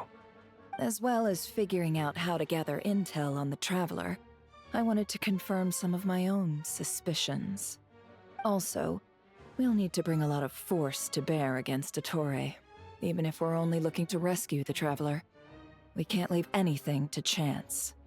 You don't think Columbina perished either, do you? I'm merely considering the possibility that she survived, just as you are. How much can we really know about a deity like her anyway? Do you remember what she said on Moon Prayer Night? About using moonlight to send messages to us? Of course. I think that's why we're both here. Where have you checked so far? I've been focusing on the outdoors. Anywhere the moonlight shines. I checked most of Nasha Town, but didn't find anything. I checked the Curatorium of Secrets, and a few rooms where I thought I might find some leads. But no luck here either. The only places I haven't looked yet are the rooms in the flagship.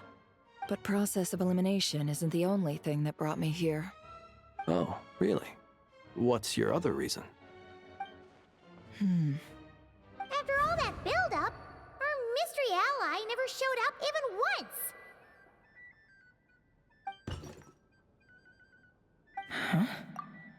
Oh, the barrier that took the shot. Yeah, from the laser. Ah. Am I imagining things?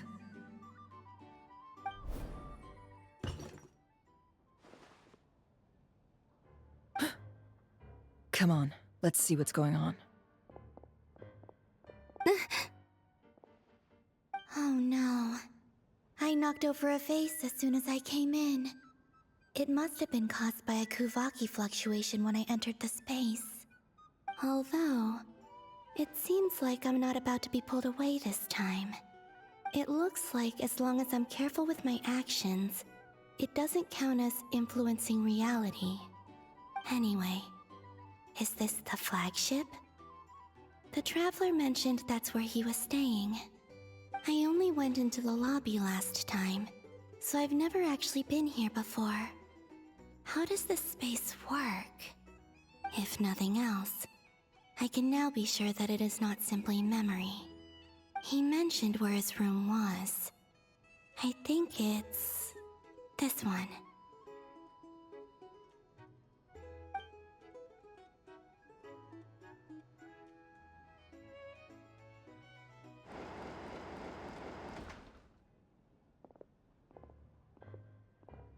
The door is closed. But if this is anything like when I disappeared, then maybe...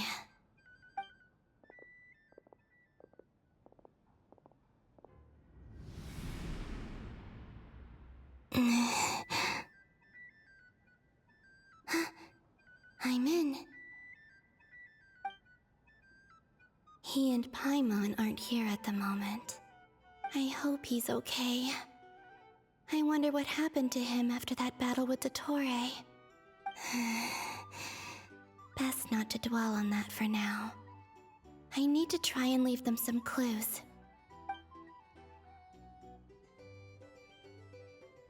Please, Traveler. I really hope you find this.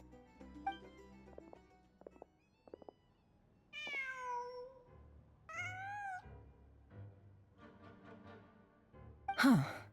Just a cat. Nothing else here strikes me as noteworthy.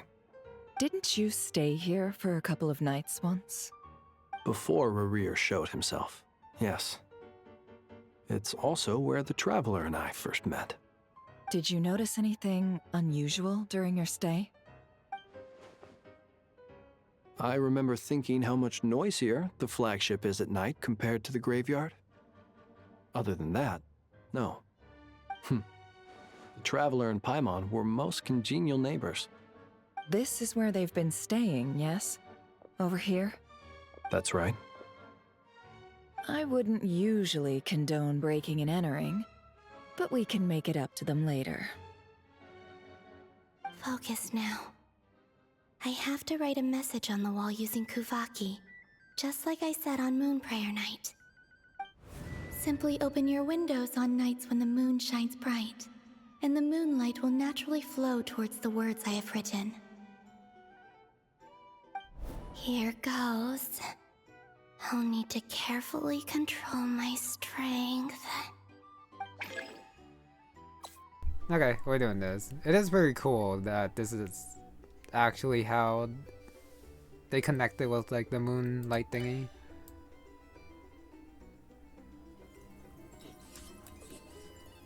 Okay, it's not that hard. Just gotta put it inside the purple bar in the middle and then it's all good. And then it moves, okay. At least they changed it. And not just like had to like stay in the middle for like that long. Okay, next bar over here. I mean, I can't read this, so they got like translate from the Teyvat text to whatever language that you're playing with. Okay, that should be it. There you go.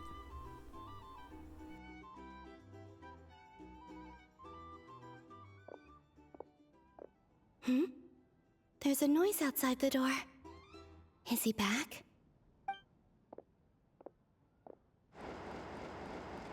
Please, you have to see these words.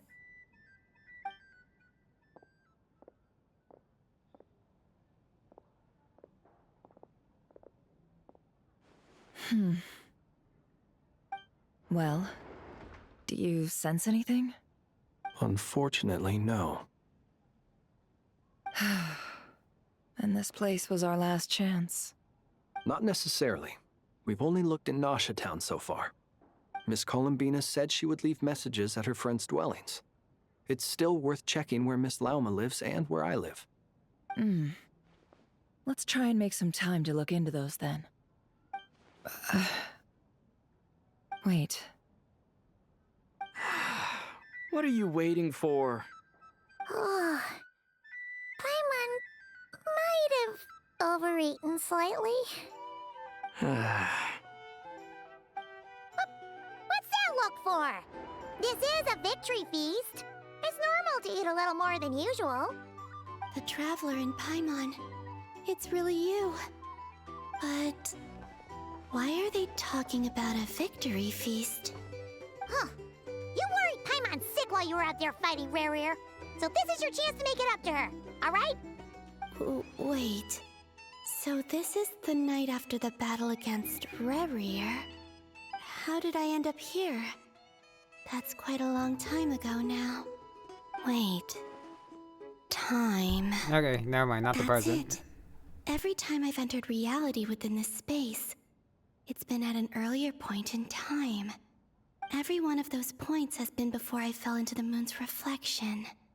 And everything I've done to affect reality really did happen in the past. Does this mean that within the moon's reflection, time flows backwards? Starting from the moment I fell in? Not long till Moon Prayer Night now. It's gonna be even livelier than tonight. Although, it's gonna be sad saying goodbye to the damselette. She seems like a really nice person. Paimon. No, I can't. Even if I make contact, they probably won't understand what's going on. And in any case, I'll likely get pulled away again if I do. Instead, I have to find a way to get them to notice what I've written using the moonlight. Wait, even I hadn't thought of doing that before Moon Prayer Night. They'd never conceive of that possibility. Is there truly no other way? Don't lose heart. We'll find a way somehow. Huh? Oh, you say that, but the Frost Moon is beyond the fall sky. If we wanted to go visit her, how would we make it through to the other side? We might not have all the answers now, but I'm sure we'll find a way one day. Huh. Guess someone's gotta be the optimist. The present. The future. That's right. There are still things I can do. What's your plan? Flins, when you were staying next door, did you ever open the window? No. The rooms here are dark and damp. And there's such a buildup of dust on the windows that the moonlight can't even get in. I didn't think it was worth the trouble. The moonlight? Ah, I think I see where you're going. One moment. I'll see if the owner is available. Don't bother. Time is of the essence.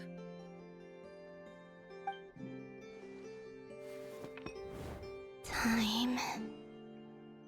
Even if no one sees what I've written at this moment, maybe someone will remember what I said after Moon Prayer Night. I need to write down as much information as I can.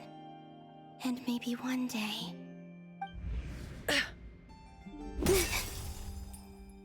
Huh? What's up with you? You can't even hold your cup steady. Are you getting tired? A little. Well, you should probably hit the hay then. You've had a really tough couple of days for you.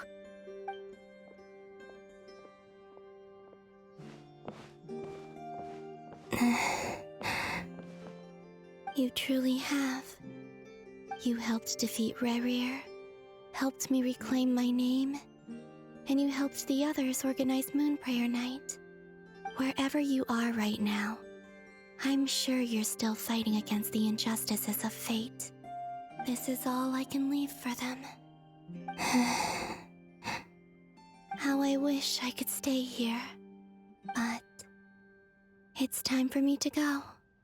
I hope to see you again in the next time. And if the opportunity presents itself. I will surely return to your side. Huh. Columbina. She's alive. Not only that, but she's left us an entire wall's worth of clues. She even wrote down what would happen on Moon Prayer Night. It's just a shame we found it too late. I am here. Time in this place flows backwards. I am constantly moving forward. It sounds like she's found a way to influence the past using Kuvaki. But her future is our past. So, these words have been here ever since we defeated the Ray hero Solnari. We just never discovered them. Which came first, the chicken or the egg? Do you ever mull over questions like that? Only when I'm in a good mood and at leisure. Well, I never do. Everything that has happened already belongs to the realm of fact. As a business person, and especially an intel broker, what I do is extrapolate from those facts to try and read the future. An admirable philosophy. It's a means of survival. Let's go. We have a wall's worth of clues to share with the others. Okay, so with that, Columbia's going backwards, and it's not random. Got it. Still influencing the past, though. It appears that the Doctor's energy signature has changed to something similar to Kuvaki, but not like the Kuvaki we're used to.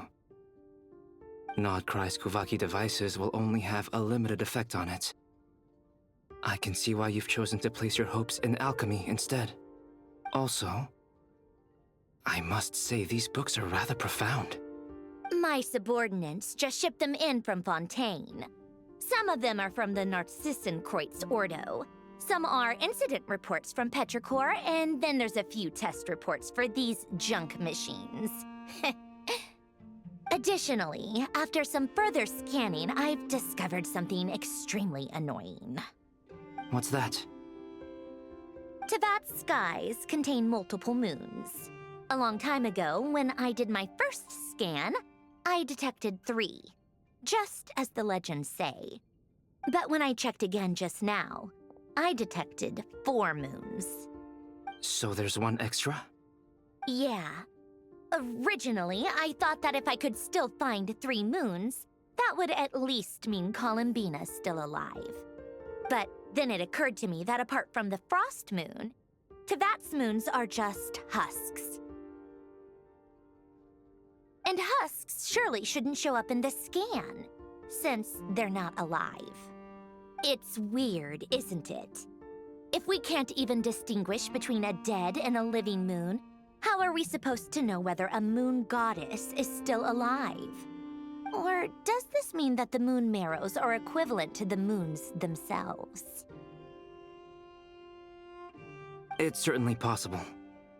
In which case, the 4th moon you detected may be Dottore's artificial creation. So he wasn't bluffing. He really built his own moon marrow. Ugh! I'm so mad right now! It's easy to get overwhelmed when you have too much on your plate. Maybe you need to relax. Perhaps try going for a walk, or simply take a few deep breaths. Nothing can calm me down at a time like this. I need more time, and I need progress.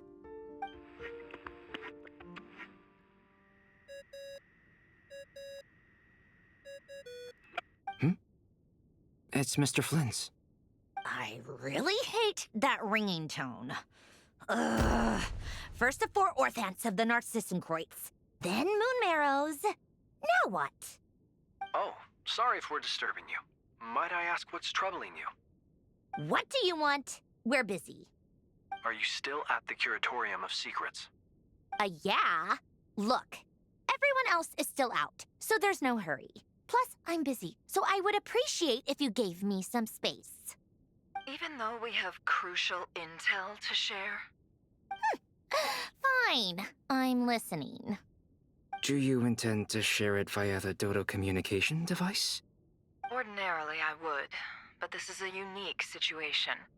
I think it's best that we discuss it in person. See you at the Curatorium.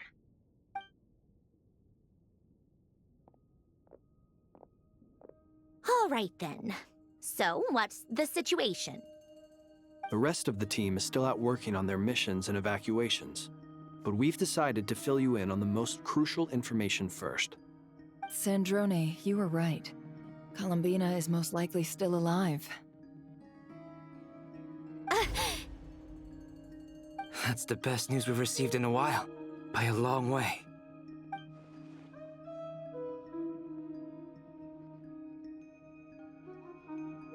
Random locations. Appearing in reverse order? Are you serious? Ugh, so not dying isn't enough for the moon goddess, huh? She has to show off too. Anyway, does this mean we can deduce her condition from the moon marrows? Miss Sandrone, there's nothing wrong with simply admitting that you're happy to hear the good news. I'm not. And she's the least of our problems. We're facing a huge crisis. If she can't control the flow of time in there, she's just gonna keep moving backwards. Different points in time won't intersect, and she'll never find a way out. Let's say life begins with a drop of water. When did time begin? The moment this planet came into being? No, that's not right. Her final destination would be the moment at which the space she is in was created. But it doesn't seem like we can influence that space from the outside world. So how can we help her? Also, if she's alive, Rerir and Thalindus might be too. But as far as we know, neither of them have come back out. That space may not have an exit at all. I'm afraid I must concur with Miss Nefer in this. Can't exactly argue with that. Let's leave it there for now. I've taken notes on everything you said. Will it help with your research? I doubt it's gonna help with breaking Dottore's energy fields. But who knows when it might come in handy. Better to have it all written down than try to remember everything when I need it. All right, I need to get back to my research. Mr. Albedo has made a lot of suggestions that will require my undivided attention. Sure, I'll stay here. I have things to work on.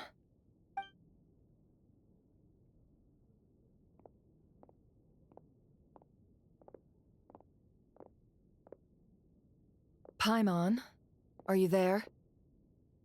Oh, right. She went with Varka to Natlan, didn't she?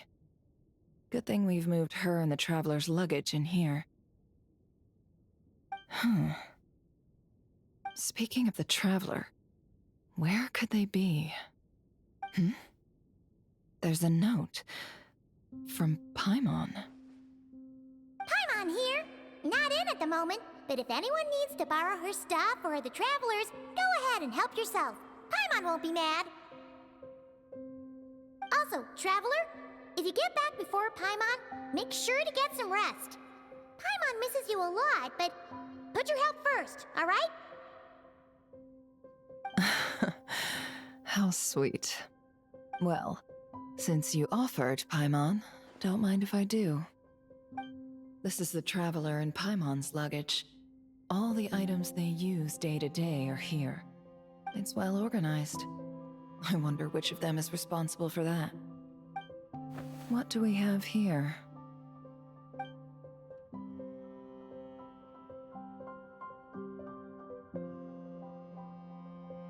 The camera captured a special moment that can only occur between people who are close to one another. You can really sense how the photographer feels about their subject. I wonder why this picture was placed outside. Is it because Paimon recently looked at it?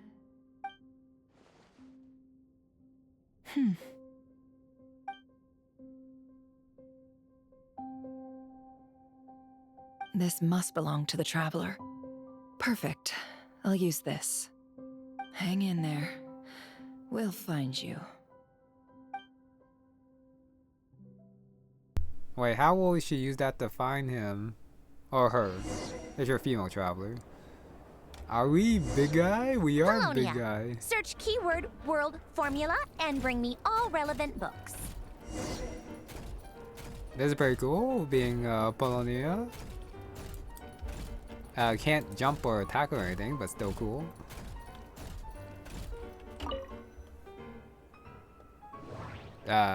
Sure. Oh my goodness. Ancient log Harder Sherbius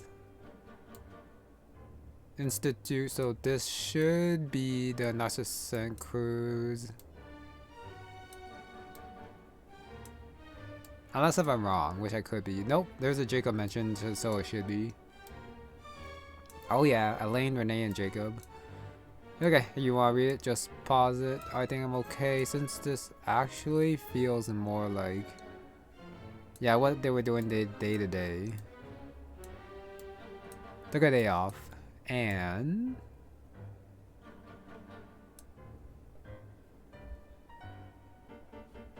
okay. Keyword not located. Next one. Dictation, the apocalypse. Okay, same thing. The world, that world formula, that well, not the world was gonna end, but Fontaine and the people in it with the flood. Okay. Oh, got that one. Oh. I might as well read the other ones too, since they're available. Alain Guillotin. Go slowly. If you want to read that, that's a lot of assistant taking days off. And then visits. Yeah, I don't know. Maybe too busy to actually write in it, or nothing that important happened. And last one. Coppelius. And that I don't quite recognize. Basil's grave. Clockwork Mecha.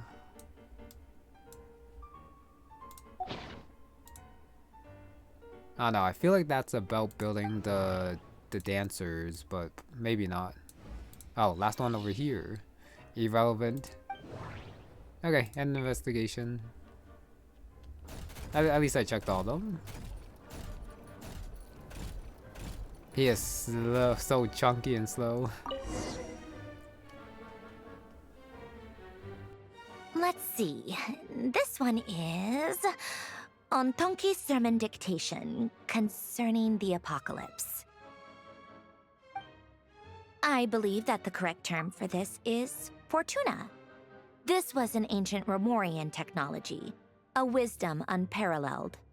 I never imagined that Romorian ideas would be so similar to the diagram I have named, the world formula. This is strong evidence that human civilization should gradually shed possibilities as it continues to explore and evolve.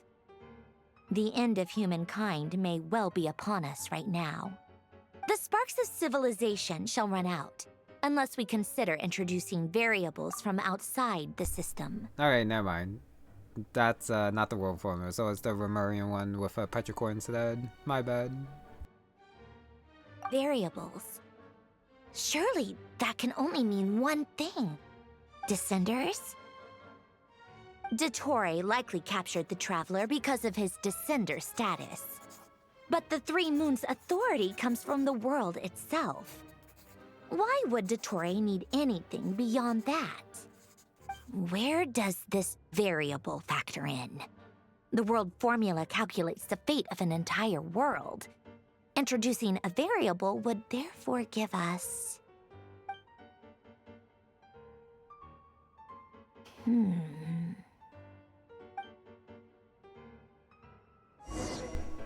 Changing fate, Colonia. maybe? Search keyword pathway and bring me all relevant books. Oh, this way. Okay, this side. Oh, more books to go through. 5? Oh, yeah. 5. Okay, following Guillotin's instructions, back to Fontaine. Well, back to Fontaine, but more like back to... Yeah. The Narcissenkers. Jacob. Happy helping Renee out. Nice. Wait, experiment survived like he did. Okay, I guess before he transformed. Well, after he transformed, I mean. Dowry machines. Aye, poached by the hunters. Bond for future generations, great. If I had to guess, it would probably be that book. Trying to move it. Okay, so I'll do that one last. Golden True, Master Rogero, Fortuna, back to Petrichor. That's a design. Seal of chemical marriage. King Remus. Oh yeah, as I thought. This is the book. Chemical marriage. Pathway. Oh, maybe it was like that diagram. Yeah, I'm sorry, Sandrone, but I probably need you to explain what's going on here. And hopefully I don't actually have to like, read it. Because if I have to, I will like pause it myself when I get here and then actually read it. I always realize, okay, I'll read the last part. Magic is science, art affecting change according to consciousness.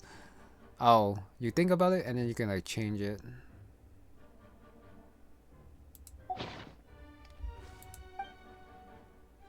So, about change.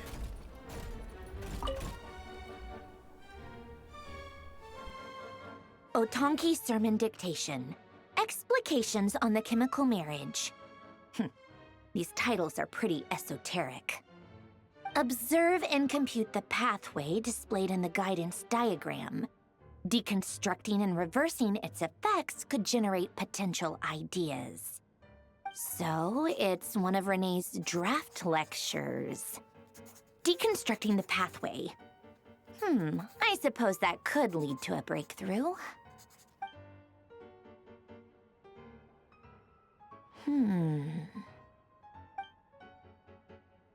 Ugh, this is so long. This guy sure loves showing off his knowledge.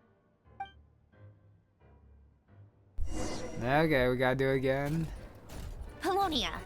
Search keyword tree model and bring me all relevant books. Tree model, Yggdrasil? Oh, sorry, Irmasil. And in this world. My bad. Development blueprint, this book. Chapter 6. Actually, no, these should be Fontaine books, so maybe it's not Irmasil. Oh, we got the basic tree model, logical structures. Lilia Cruz's Ordo.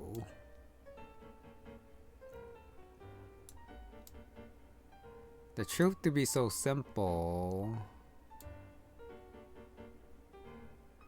The mastermind.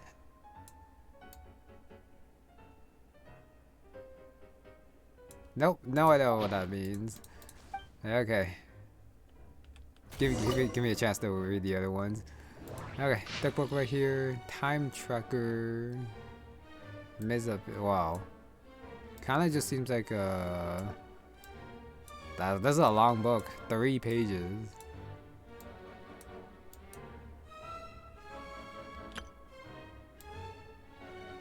This definitely seems more like a story more than anything.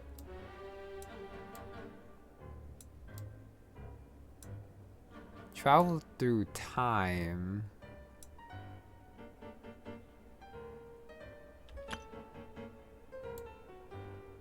A novel? Yeah, this is. I think this is definitely a fiction. Zero is not the answer. Okay. Well dealt the firearm. Okay, sure. And this one, Guillotine is Later Years, Biography Deluxe Edition. He retired, never employed, but he's still alive at the very least. Unlike a lot of other people. Got the experiments and all that. Okay, and this one. History, Decline and Fall of Lemuria. It probably doesn't actually record everything that happened with like the Traveler and what we knew about it, but probably just like the official version. Tower of Lemuria. Capitolium. Should be like the giant symphony and the giant horns there. The Reigning of King Ramuz? Nope, definitely not eternal. Still tried afterwards, but not eternal. Tragedy of Lemuria. And those stone statues. Okay, that's it. Investigation. Come back here. I'm pretty sure I can't go out there, so I'm not gonna try. You know, I probably should. But there's no one out there anyways to talk to, I think. Most of the experimental devices proposed by the Lilia Crucis Ordo are built based on the simple and basic logical structure of a tree model. Lilia Crucis. Guess they were trying to cover up the name of the Narcissenkreuz Ordo? When Duke St. Germanus departed, he said, "It seems that there's no going back." Alas, he is only a genius when it comes to machines. In all other things, he is but ordinary. Excuse me? I'm sorry. That's just ridiculous. What kind of book is this? Great Detective Herlock, the Alchemist and the Clockwork Saint? Isn't this a novel? Come on. Still, the author swears that they knew Renee well. Whatever. I guess it's not beyond the realms of possibility that Renee would say nonsense like that on occasion. Memory, wishes, souls, and persona. Frankly, this sounds more like occultism, but if Albedo vouches for it, I suppose there must be some alchemical basis to these techniques. The way Alain Guillotin saw it, the world was comprised of machines. The universe needed machines, and thus his technologies were created. That's why I was born. René, his full name was René de Petrichor, if I recall correctly. Sounds like he and the town must be intricately connected. That place was also the source of most of our information regarding Remurian civilization. Seems like some of his projects were based on their technology. The cutting of souls and storing them in vessels. These seemingly unrelated techniques underpinned René's research. Assuming that the four orthants correspond to alchemical categories. The chemical marriage model? Alain would have scoffed at that. He never would have let those theories or parameters anywhere near his mathematical formulas.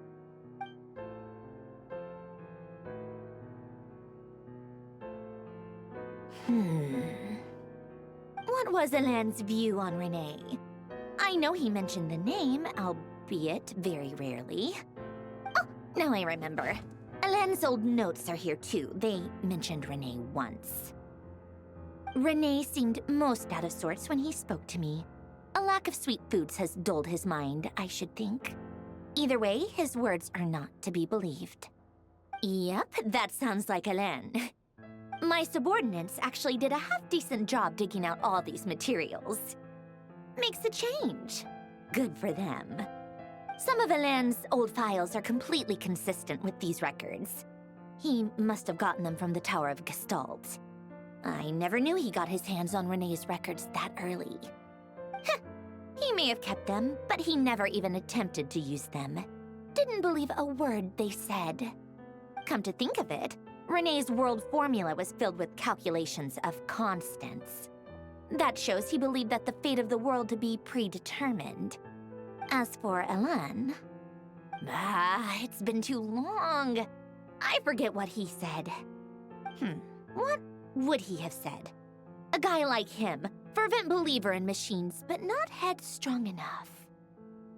The world can be changed. It is worth persevering. Yes, that's how he used to think at least. He created that procedure to save this world. Yet the scale of the world's fate proved too enormous. The result was beyond his ability to calculate. He died having never seen the outcome. And there I was, left behind in the ashes of his dreams. Did you really never take a close look at René's research? Or did you read it but deem his philosophy incompatible with your model? The very thought of trying to incorporate his ideas probably made you feel sick to the stomach. Well, don't worry, because there's a whole new category of lunatic in town. Next to Dottore, every other madman looks sane. You once asked me what I wished for. Should have asked him instead. He's the one pining for things you'd sooner die than witness.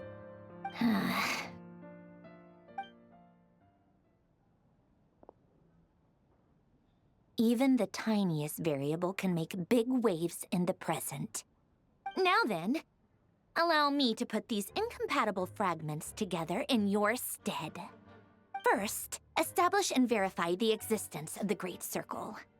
Absolute nihil on one end, absolute reality on the other. Now, search between these two extremes. Then, the construction criteria. Variables. The sparks of civilization shall run out unless we consider introducing variables from outside the system. Input variables. Traverse the world, space-time, and civilization. Then extract the essential nodes from the records to determine which variables they point to. The primordial power that differentiated itself from the void. The power of light. Yes, light. Records. Hyperborea.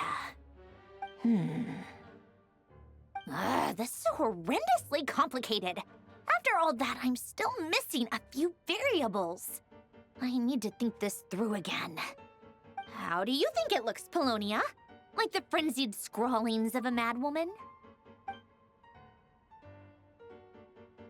Fine, keep it to yourself. It's not like you can talk anyway. I'll assume you gave it a passing grade. I jest. But true madness does often start with trying to save the world. What would Arlecchino and Columbina think if they saw this incomprehensible hen scratch? They'd probably have me institutionalized. So would Rosaline. She's been dead for a while now. When I close my eyes and think back, I can still see her face. And that enormous dress she used to wear. Such a bizarre choice. What possessed her? Oh, and the clack-clack of those heels used to drive me insane. No one's asking me, obviously, but I hope you all know that I never wanted to save the world. I'm not crazy. I don't have delusional ambitions, and that's a clinical fact. The world needs a solution, but I don't need the world's validation. It's the world begging me for answers, not the other way around. Okay, I have no idea what the hell this is. Kind of seems like math, but kind of also seems like theory crafting. The variables? Tea time, okay. Didn't say anything, but I guess Polonia knows when tea time is and it just gets it ready. We gotta prepare the tea ourselves, really. Okay. Prepare tea. We could just start with the teacup here. Plate refreshments. Fortune cookie? Sure.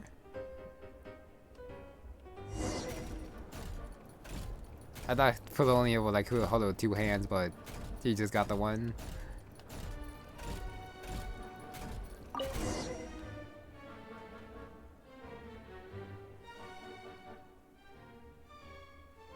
Oh, cookies to go with the tea. Let's see. They must be from that person who brought those documents. I see they're from Hotel de Boer. Something's written on the box. We are proud to present this homage to the Fortress of Meropede's fun-filled mill collection system. Fortune cookies. Have a lucky start to your day. Sounds like a dumb gimmick to me. Be early to bed and early to rise. Get plenty of sun and drink plenty of water. Then things will surely go well for you. What? Are you kidding me? Somehow I doubt that an early night and a glass of water is magically gonna save a world on the brink of existential peril.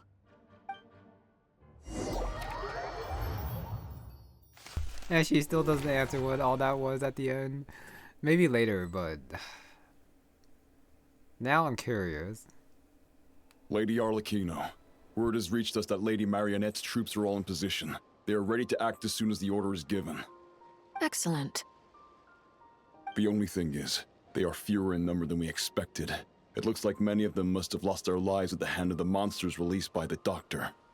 Can't be helped. Allow them to join our ranks, and keep in contact. As you wish.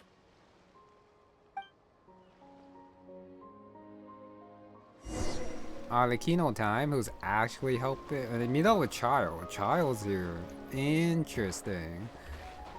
I don't think I can grab the teleport point. And it doesn't look like I can talk to anyone. I can dash, I can still use my skill. Okay, and I probably can't grab that shrine since I probably don't have another key to use. But can I grab the teleport point here? I'm gonna say no, but I'm still gonna try. Nope, never mind, cutscene. It's been a while, Arlecchino. You look well. Did Dottore really have to build his lab right on the sole path between Snezhnaya and Nodcry? Had to go on a huge detour to stay out of its line of sight. Sounds like an arduous journey. I assume you've brought word from Her Majesty? Of course, all part of the job. Firstly, the Tsaritsa has authorized Fatui Internal Affairs to review Dottore's case. They will reach a formal verdict on whether he has turned traitor and whether he poses a threat to Snezhnaya. While they're working on that, I've been ordered to come and receive the refugees from Nodcry. They are nearby. My team will escort you to them shortly.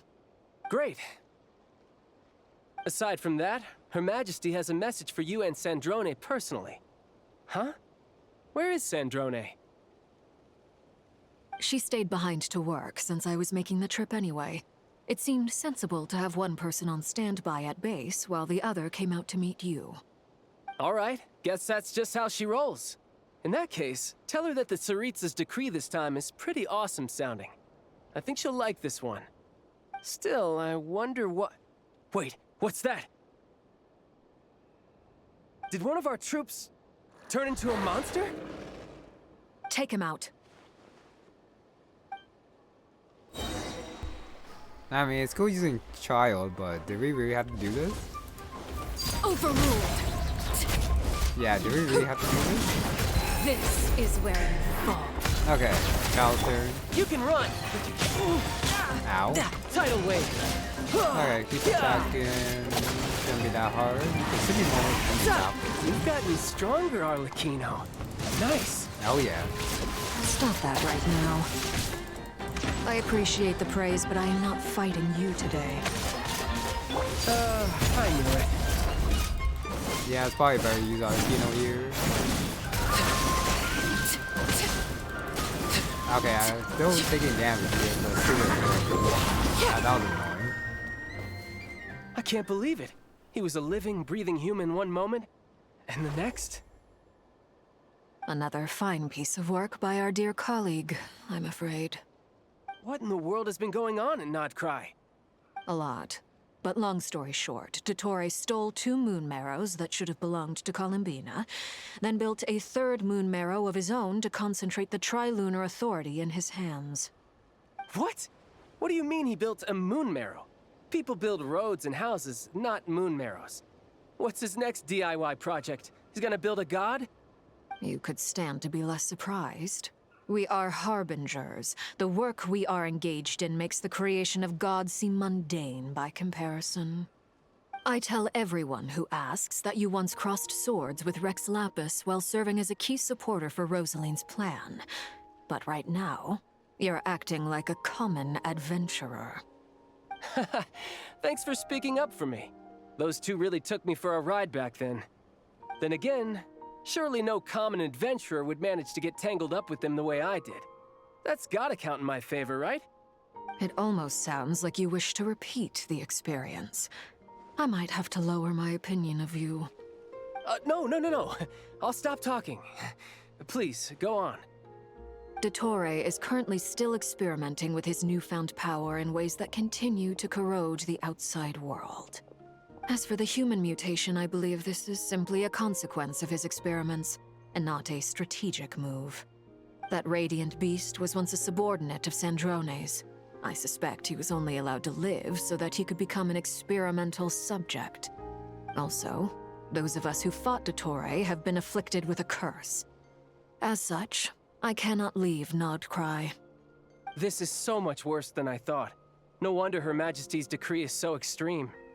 While these exceptional circumstances persist, the Harbingers are hereby authorized to use unilateral executive powers. Should Dottore pose a threat, Arlecchino and Sandrone are permitted to eliminate him. My thanks to Her Majesty. I will pass these good tidings on to Sandrone. Her Majesty has also declared that she will refrain from launching an attack on the now evacuated Nodcry due to the presence of unretrieved research material. A wise decision. By the way, how's my old partner doing? I'm assuming they're with you? Partner? You mean the Traveler? I'm afraid I have bad news. He was captured after our failed assault in Dottore's lab. His whereabouts are currently unknown. What? Why? Since when does Dottore have a bone to pick with him? That is indeed the question. I'm not sure he does. He must have some other goal in mind. This won't do. I have to rescue him. You can't. We have no idea where the Traveler is. What am I supposed to do then? Stand here twiddling my thumbs? Sandrone is working on it. The best thing you can do right now is complete your mission. Fine. I guess I'll leave this to you then. One last thing. Tell the Rooster to get the message out to the gods and citizens of every nation in Teyvat. Beware. An uncontrollable pollution is spreading forth from Nodcry. The source of that pollution is a madman drunk on the success of his experiments. The Fatui and our allies will endeavor to contain the threat. However, if Nodcry falls, things are likely to escalate. Considering Dottore is one of our own, all Fatui stationed in Nodcry consider it our duty to stay and fight him to the bitter end. Whatever the cost. Hey, don't be too pessimistic. If it comes to it, I'm sure Her Majesty won't stand by and do nothing. I hope you're right.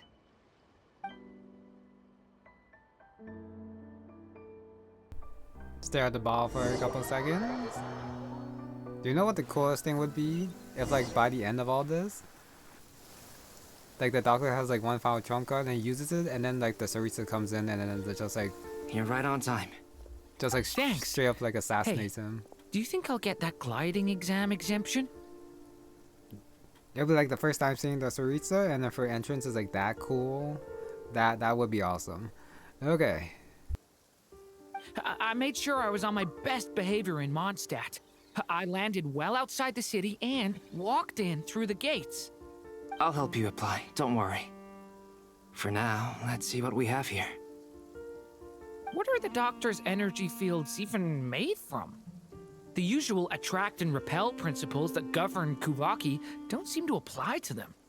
They are very mysterious, but ultimately, they appear to be comprised of energies from the three realms.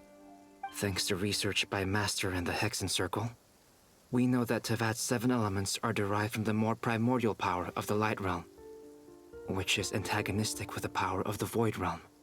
Since you have the power of the Dragon Durin within you, I'm sure you can already tell that this energy field contains no abyssal energy. That's true. It's not abyssal energy, it's something pure, wild, and untamed.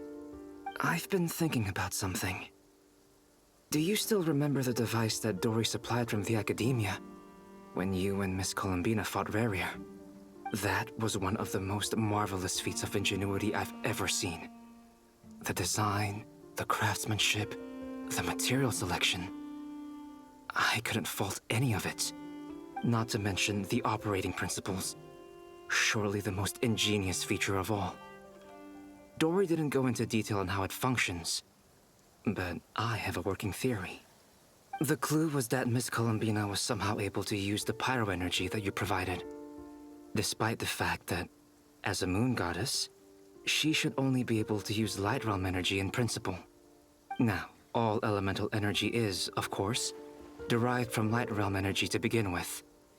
Hence, I suspect that the device works by restoring elemental energy to its original state. This presumes a theoretical model of the 7 elements akin to that of light refracted through a prism. Perhaps it is no mere analogy. Maybe there is indeed a prism in this model. I almost wonder if the idea for the device was conceived based on direct observations of said prism. It would explain how such an ironclad design concept was achieved. It is at once a masterwork of engineering and a groundbreaking application of the Academia's latest elemental theories. I suspect only Lesser Lord Kusanali herself could have devised such an ambitious technology. Okay, a light realm energy, the 7 is derived from it. Hat guy standing behind a rock back there, very small, but I think that was him. But back to the energy field before us. If this is pure light realm energy, its relation to elemental energy is one of integration versus division. Or you could say that the former contains the latter. Could this mean that elemental energy can dilute the power of the light realm? Should we give it a try? We should.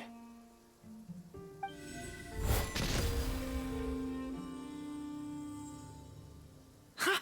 It works! Clear signs of disruption were detected at the periphery of the energy field. This indicates that elemental energy can disturb or even negate the field. Now you try. Alright, here goes. It's working! Switch to abyssal energy and attack again. No surprises there. Abyssal power drains the energy field to a significantly greater extent. I now feel confident in asserting that the energy field is indeed pure light realm energy, and that elemental energy can dilute it. But the energy field is huge! How much elemental energy will it take to neutralize it? We don't have to neutralize it completely. We can try other approaches. That's all for theory. Would you like to continue watching? So you knew I was here? Huh? When did you get here? A while ago. But Albedo sounded like he was working on his thesis defense back there. Back in Sumeru. You can end a person's whole career by interrupting them mid-speech. Very thoughtful of you. I'm truly touched. Could I ask you to lend me a hand? With what? A little test. Try using Animo to unleash a concentrated assault with circular blades, with the goal of breaking through at a singular point. Nice! This time it tore through the field. Tremendous. This is a major breakthrough. Should we go through? We probably shouldn't risk having mutually antagonistic energies in such close proximity. Durin, you stay here and watch the entrance. Hat Guy and I will go in to investigate. Sounds sensible to me. Keep your eyes peeled, Durin. Don't worry, I got this. You two be careful in there. Just give me the signal if you need help, and I'll dive right in. What do you mean, signal? It's based on a new alchemical concoction I developed last month. When 2 bottles of it are smashed on the ground together, they emit a blinding burst of light. If it comes to that, remember to shield your eyes with your hat. Glad I asked. Thanks for the heads up. Hat guy is confirmed to be strongest out of these 3, being able to like punch a hole through it. There's more than one. So okay, time to see what's inside. Like I thought. Beyond a certain distance, we can't see the opening where we came in. Maybe that's to prevent people from escaping. Sounds like Dottore's style to me. Alright, cannot see where you came in, but you can still see outside. Leave the energy field, but the goal is to enter. Not much has changed. Things are basically the same here as they were before the energy field appeared. Apparently I have the teleport point. Now the next question is, why energy field and what's it doing?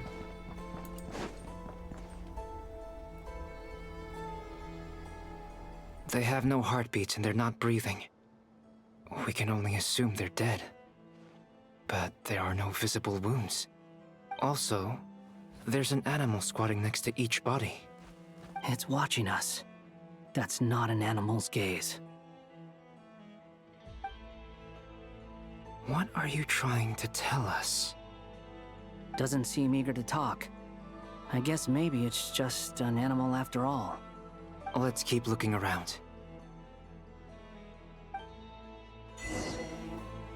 Did the Dottore turn all of them into animals? Think that these humans were, they were not worth being humans. And that being animals fit them more.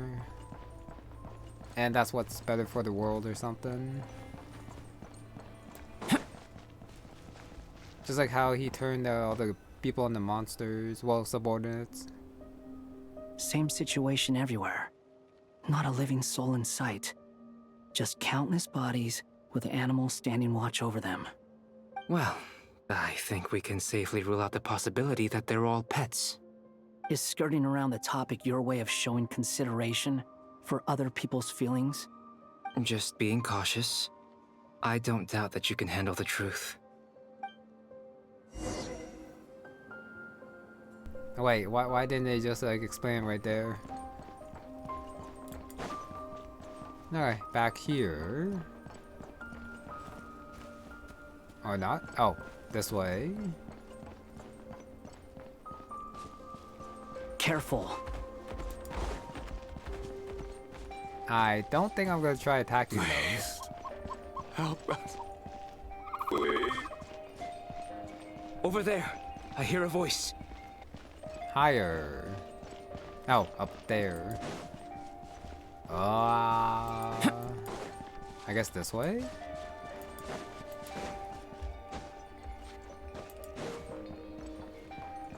But the light definitely pointed that way instead. Please.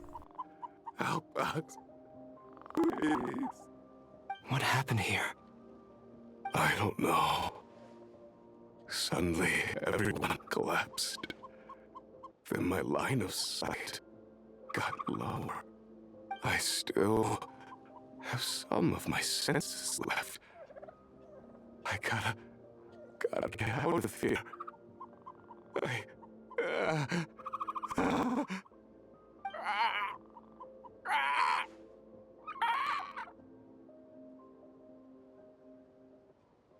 It looks like there's a huge experiment going on inside this energy field.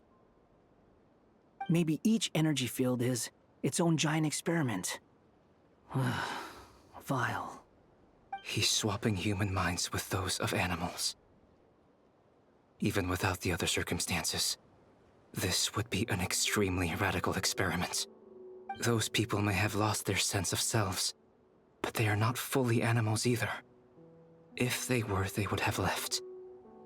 But instead, their instincts are driving them to remain by their dead bodies. We should go. No sense in sticking around here longer than we need to. Agreed. Well, that answers what the giant spheres are for. And they are expanding.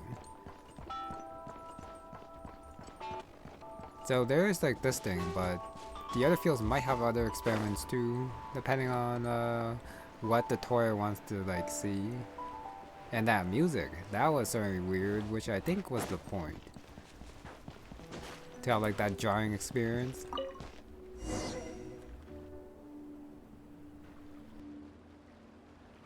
Ah, you're back! Everything okay? We saw some things that take a strong stomach. Otherwise, we're fine. We should share our findings with the others.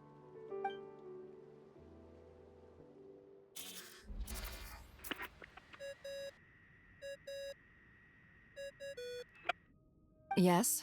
Who is it? Miss Nefer, it's me, Albedo. We found a way to break through the energy fields. With enough control, it's possible to tear them open using elemental energy. Also, we managed to take a look inside. Dottore is carrying out his cruel experiments on an immense scale. Any residents who have failed to evacuate in time will likely meet a grisly end. Sounds like he's living down to our expectations. Might I ask how things are proceeding on your end? I'm just about to get started. I'll be in touch once I have a result. Understood. Stay safe. I will.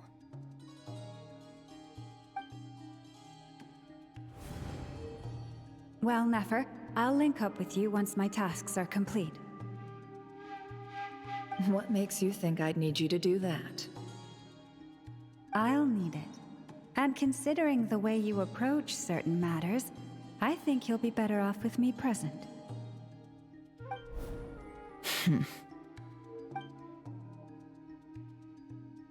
Let's begin. Entering simulation mode.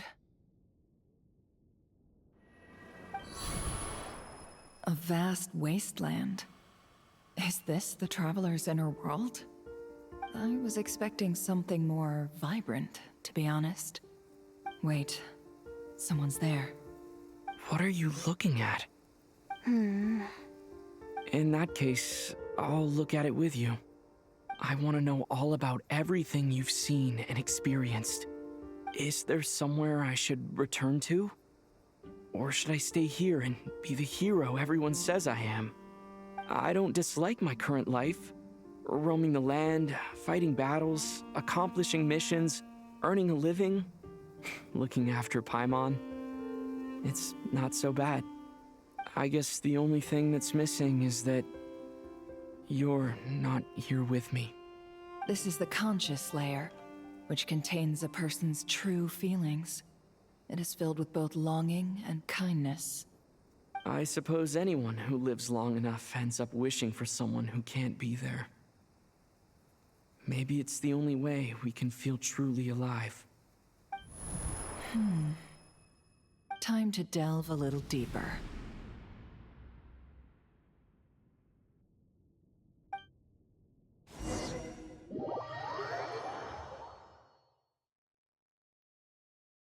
Nasha Town is hardly the optimal choice for a place to live, but it has character and a reasonable population density. What are you trying to say? Oh, don't be nervous. I was just thinking where might make a good starting point for your journey. Perhaps I should send you further afield. Conria, perhaps. Conria ceased to exist long ago. Once again, you fail to understand the possibilities that the Tri-Lune creates. Anything that has existed in the past, I can now recreate. You simply do not wish to see that happen. That might be because you miss your sibling and fear getting answers that you are not ready to learn. But this is not for me to judge. If we are to collaborate, we need to maintain an amicable relationship. In a moment, you will be able to... Oh no. What are you...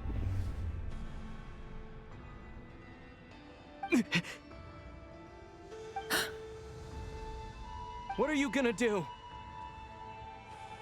Don't move. Something unwanted has crept into...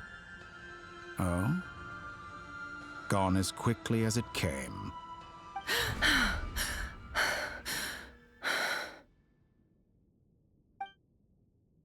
Did you save me? If I hadn't cut the connection, Dottore might have caught you from the other side and destroyed you. This was a good idea, but once is plenty. You were exceptionally brave. Excellent work. Thanks, but now's not the time for that.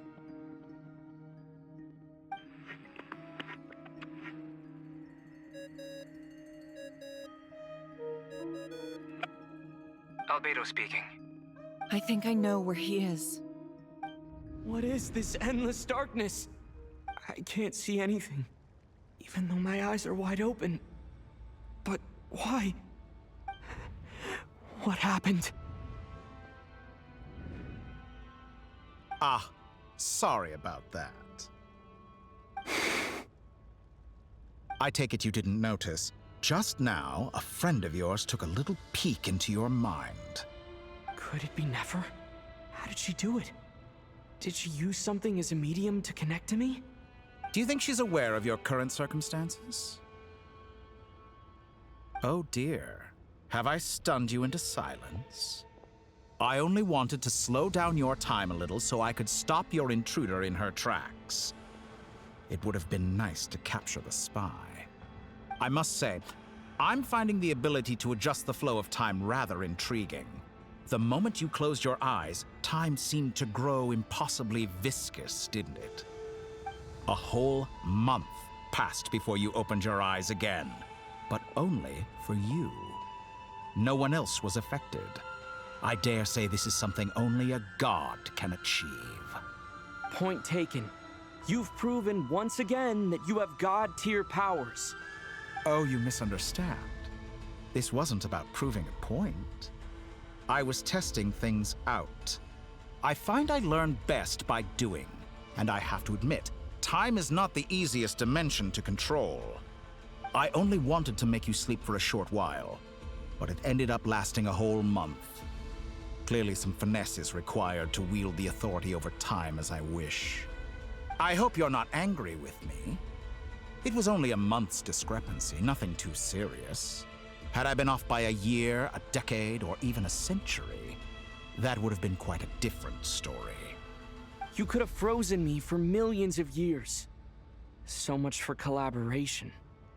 You aren't showing much sincerity. Millions of years?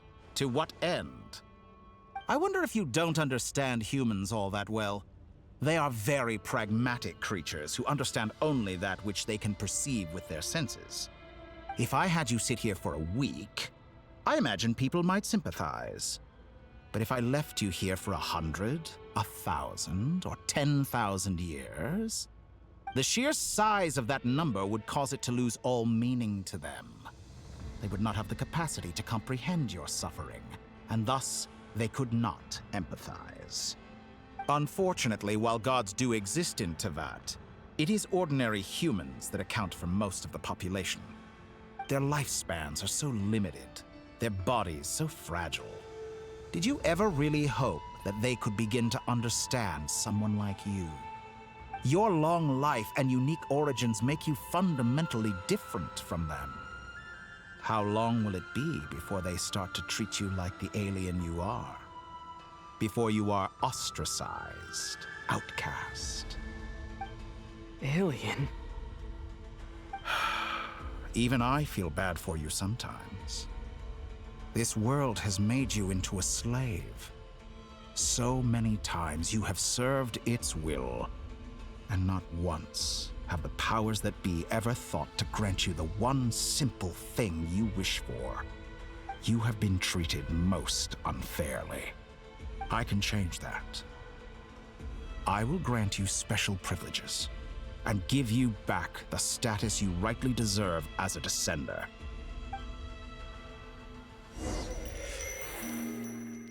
Yeah, it took way too long to come back to the Traveler.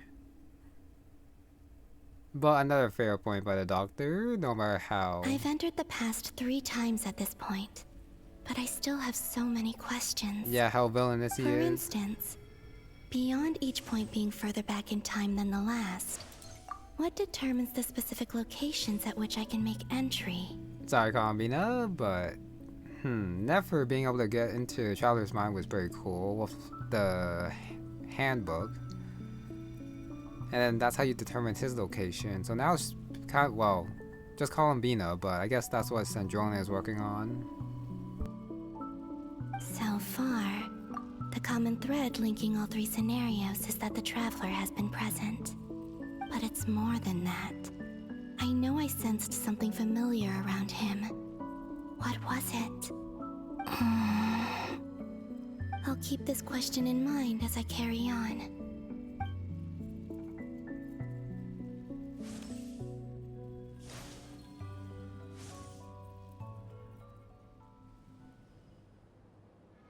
Humans, you never change.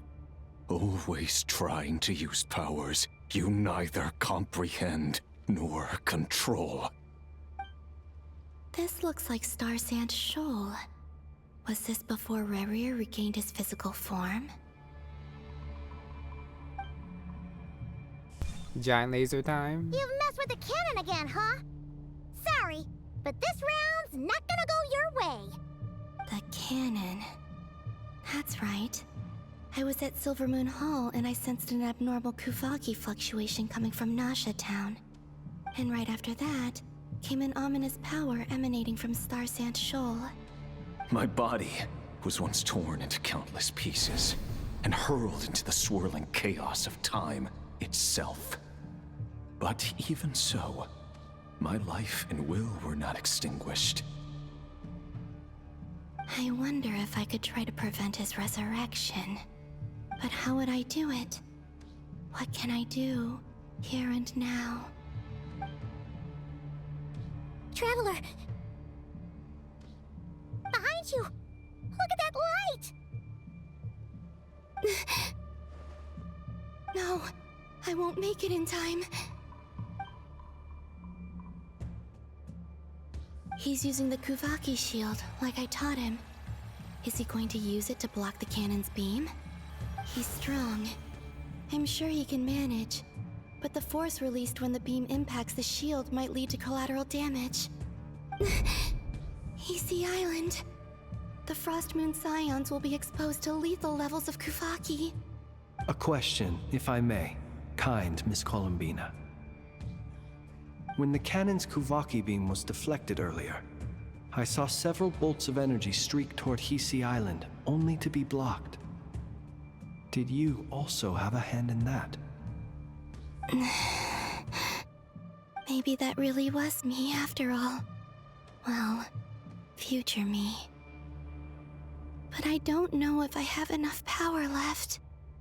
Siki sato pasa sais, niti ipotuftos. There's no time.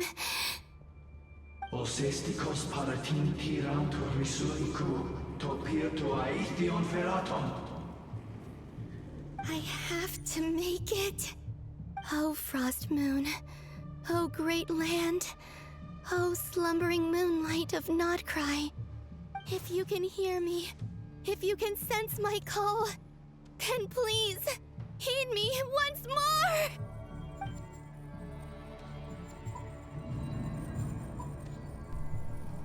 I can't tell if it's working since the bar is not going up. I'm trying to hold it. Oh! Smash it, okay.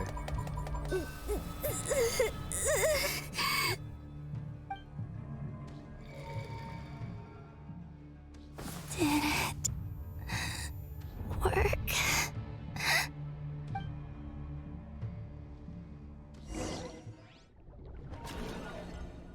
Thank goodness there's no time limit there.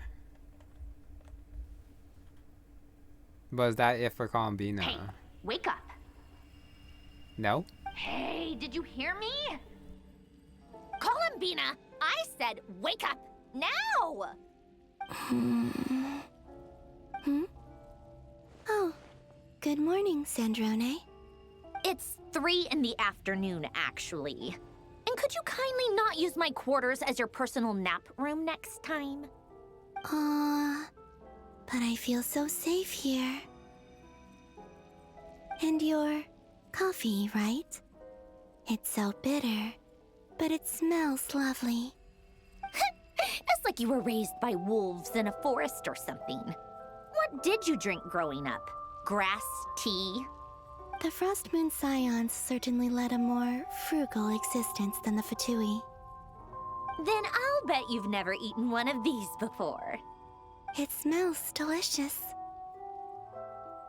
That's because it's a Fontanian recipe.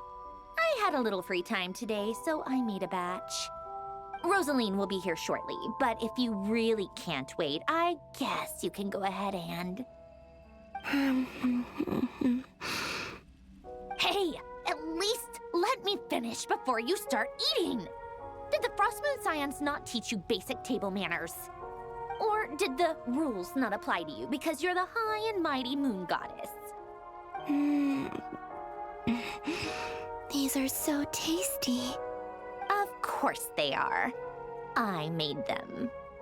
I was worried they might contain traces of machine oil. What?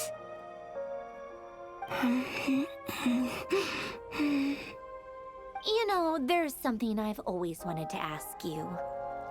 Why did you leave your old home and join the Fatui? I mean, I'm sure their food was awful. But there's gotta be more to it than that. Well, life there didn't go quite how I imagined. What were you expecting? You're a god. Your followers are gonna make some demands of you, right? Surely you can just answer a few prayers here and there in return for the free food and drink. How bad can it be?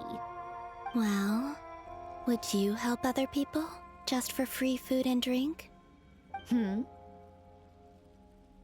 doctor told me that you were created by a great mechanic, Lord something Fisher. The Lord Artificer. Ugh, some people can't keep their mouths shut. Oh, Lord Artificer. And didn't he have something to do with the, narcissist?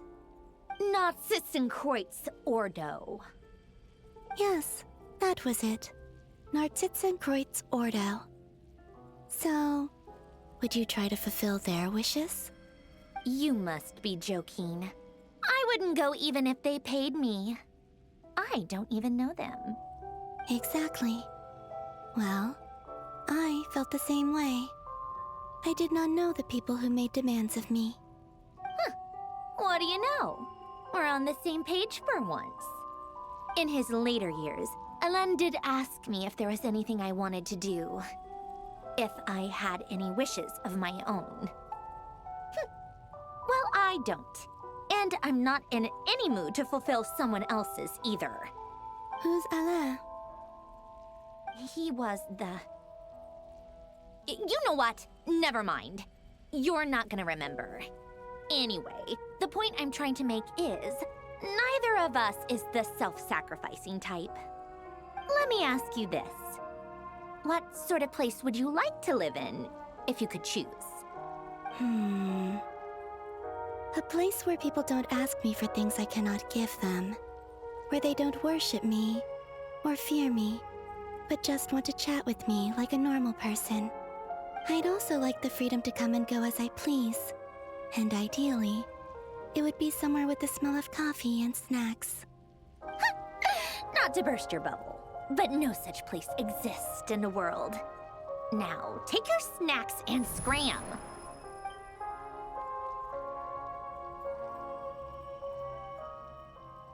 Did I pass out? Of course. I'm back here again. I dreamed of events from my past. Sandrone. Traveler. I miss you all so much. Back there, I guess I managed to harness all the Kuvaki energy on Hisi Island. But how did I do it? Time is flowing backwards here, and I can use that familiar power to enter the world of the past. That mystery ally everyone talked about. It was me all along. I can sense that there isn't much more power remaining up ahead. What lies at the end of all of this? Will time keep flowing into the past? And will I ever find my way back?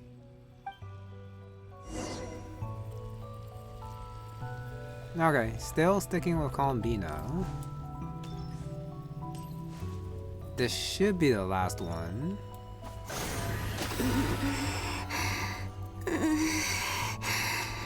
It's getting harder and harder to use my power. Still? Well, no, we passed the point where Varir was banished. So Columbina will not meet Varir in here. Oh, whoops, wrong one. Touch. I'm no match for the Abyss in this state. I need to avoid the contaminated fragments. There are contaminated fragments here, interesting. It's like, why are they contaminated? I mean, we do have like the moon marrow. One of them, that's like all red. Time to go. I wonder where I'll find myself this time. A lighthouse.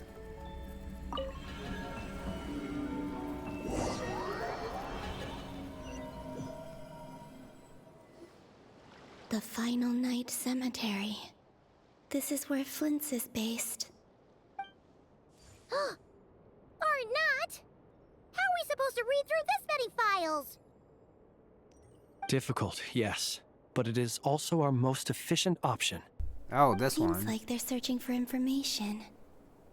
Oh, I remember. Flint and Varga talked about some files on the Wild Hunt. Was this my doing too? To expose the true intentions of this Rereer, we need to dive into Notcry's history. Are my actions changing the past? Or are they simply completing a process? Is all of this inevitable? Or am I the one making these decisions? If I choose not to help them now, will it change how things turn out? Hope we don't land on our heads then. They're my friends. I can't not help them.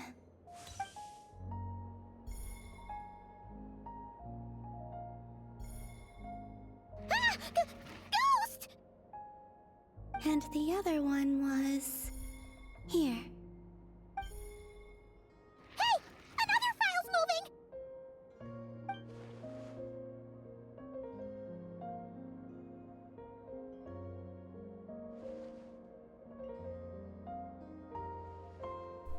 Did they mention the books that they needed to Columbina though? That should do it. Hmm? Luonnotar? You can sense my presence? Wait!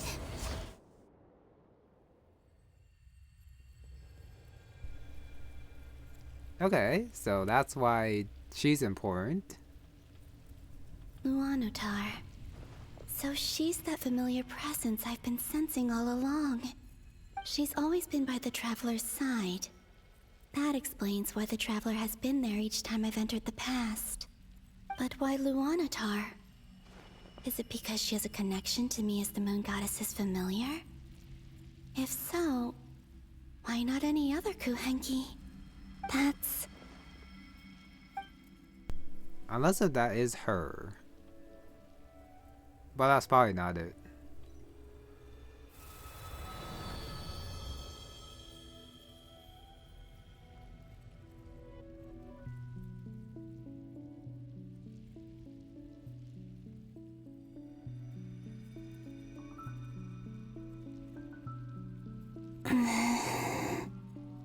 I cannot sense any power up ahead. Just a void, stretching out into infinity. This is likely my final chance to enter the past. It's now or never. I have to find a way back.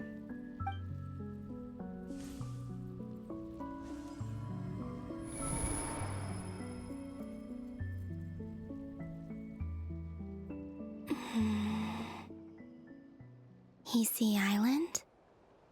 How far back in time is this? Where's Luonnotar? I can't sense her presence this time.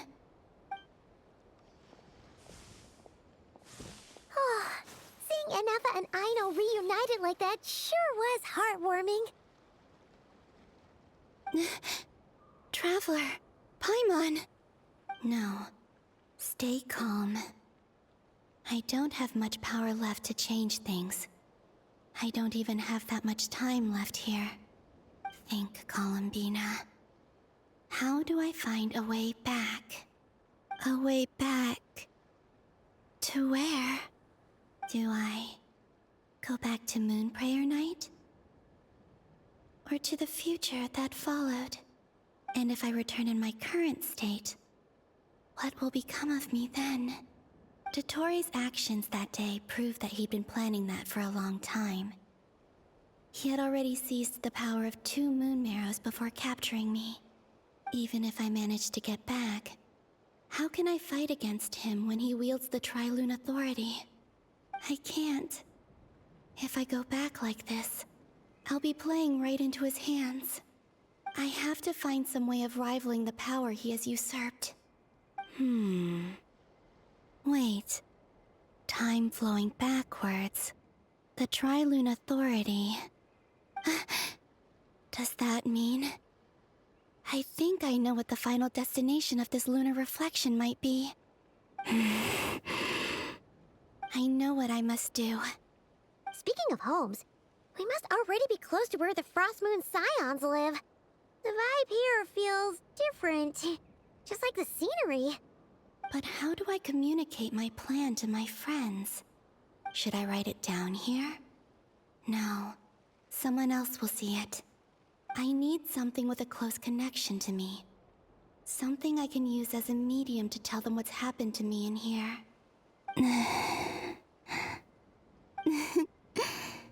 Now it makes sense.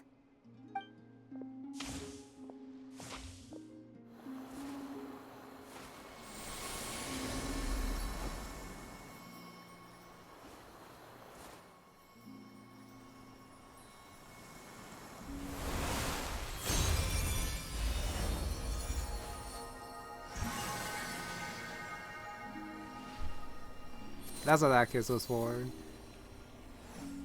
So her Kuvenki. Hey, what was that? I feel like some sort of breeze blew by, and then the petals suddenly turned into... Huh? It was I who brought Luonnotar into being. I gave up a piece of my own soul to create her. That's why I could sense a familiar power from the moment I entered this space. It also explains why she's been present in every past location that I've entered. Because we have a deep connection. Hey there! What's your name? And the reason why there are no more gates to the past after this point is that Luonnotar hadn't been born then. No wonder I sensed the trace of a blessing when we first met. But I still didn't recognize the soul hidden within you. Back then, I was just a little lost dove. I had yet to become Columbina Hyposelenia. Go on now. We've got stuff to do. Best you find someone else to hang out with. Hey, you scared it off. I'll be counting on you. Remember to stay by the traveler's side, guide him, and help him in my stead. Oh, and bring him to the garden where the moon prayer blossoms grow. There's a little lost dove there who will need his help. Go on.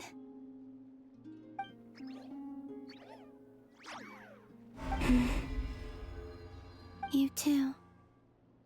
Go and live your story. As for mine must go in a different direction.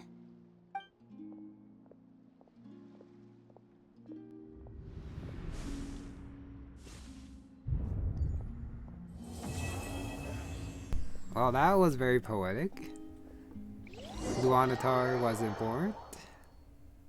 I mean, I had a feeling that was going to be the case. Oh, back here. How would you like to experience the thrill of never being held accountable for your actions? You could crush people like ants without consequence, or tear off their heads or limbs as you please. Yeah, I don't think the Traveler would care too much about that. Back to Columbina, going back in time, Trilune Authority. No more spaces after Luonnotar, so she'll still be stuck in the reflection. Where it's frozen, but it does continue backwards forever. Infinitely. So it might be a point where all three moons are still alive. And then she gonna wield like the... Okay, maybe like wield the original power or something. Before one was corrupted, the other one was crushed, and then the other one was just like floating around somewhere up there, but all the goddesses still died. But then Columbia will still be there.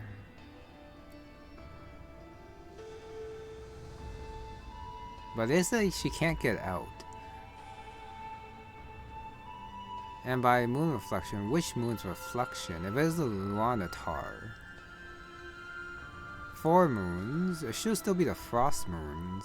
Columbinas. Sorry, just give me a little bit more to think through it. Like what it could be. I mean, the next part, like the next act's probably gonna answer all of it, but I kind of want to like try to figure it out before that. I don't know. It just seems fun. If that is the case, then yeah, I think that's the most plausible explanation. That she just gets her original power back, but how will she get back here is the question. Luonnotar can make it, but how will she do it? Believe me, such a life is but one small step away. What point is he trying to make? Freedom? But the freedom to kill? To do evil and get away with it? Why would you offer me that? The creation of a world is the ultimate scientific experiment. I have taken my research to the highest level, where I shall be not just a god, but also a servant to many sacred spirits. I shall heed the truth and perform holy deeds. A god's laboratory is the perfect playground, but it needs the right occupant to explore its full potential. Mortals are found everywhere one looks. Not so with Descenders. I'd prefer my first guest to be a distinguished individual such as yourself. And I know you could make the most of the opportunities it offers. So the condition for entering the new world is to take innocent lives. The same dilemma that Rerir once faced. Could I really bring myself to kill others for my own benefit? Rerir did. And look where it got him. Have you made up your mind? I can't do it. Your playground is no place for me. You're putting your hopes in the wrong person. But we both know I'm not quite the hero you say I am either. I have my own reasons for the journey I'm on. And they aren't all selfless. You've grown a lot since we last met. But there are still things you are unwilling to compromise on. This will only hinder you. Why don't I lower my requirements a little as a gesture of goodwill?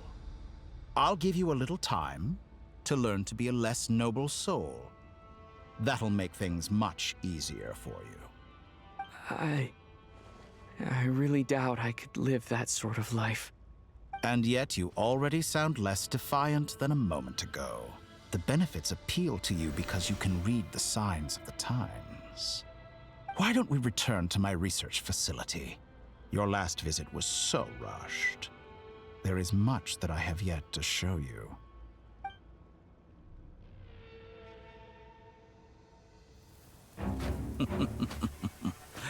Now to that question,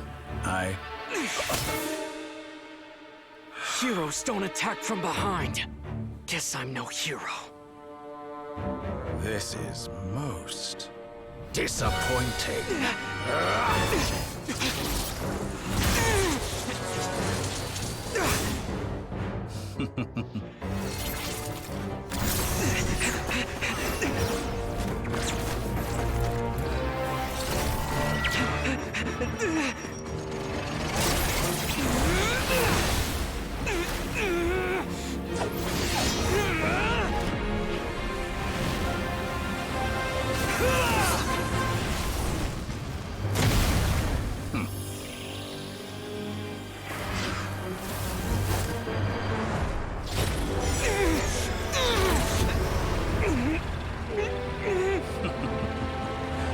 Now then.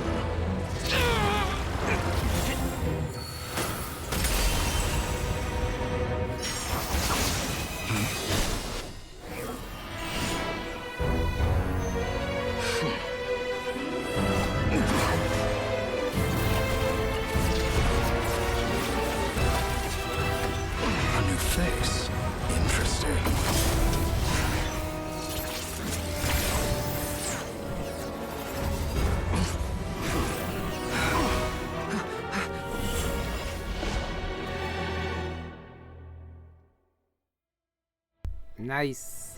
Hack guy, still new phase. So even with the powers, still can't overwrite Ermin's soul or recall before that. You're still gonna call me Hack Guy after that, huh? I didn't see anyone else in there who needed saving.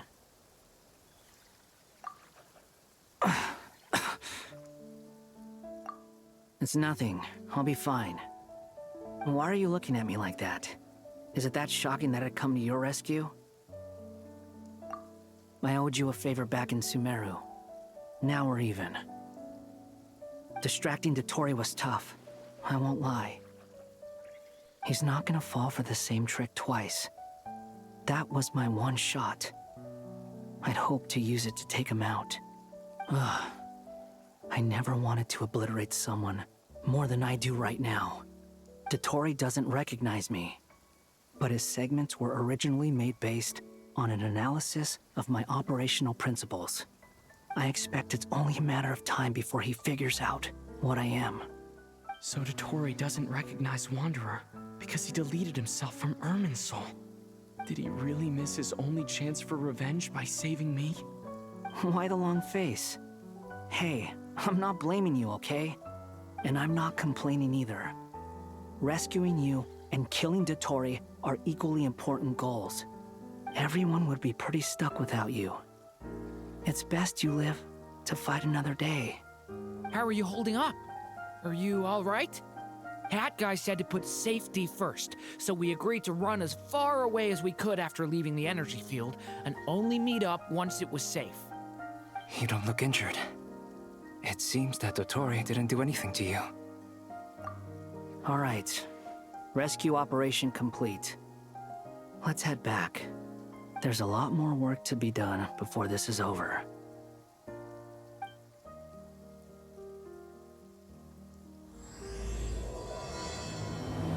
True Moon started, but there was actually like no real way to stop before that part.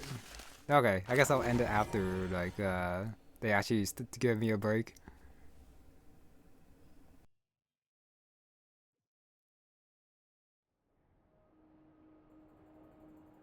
Understood. I will bear the Tsaritsa's decree in mind. I don't see what's so awesome about it, though. Does he really think everyone else is as immature as him?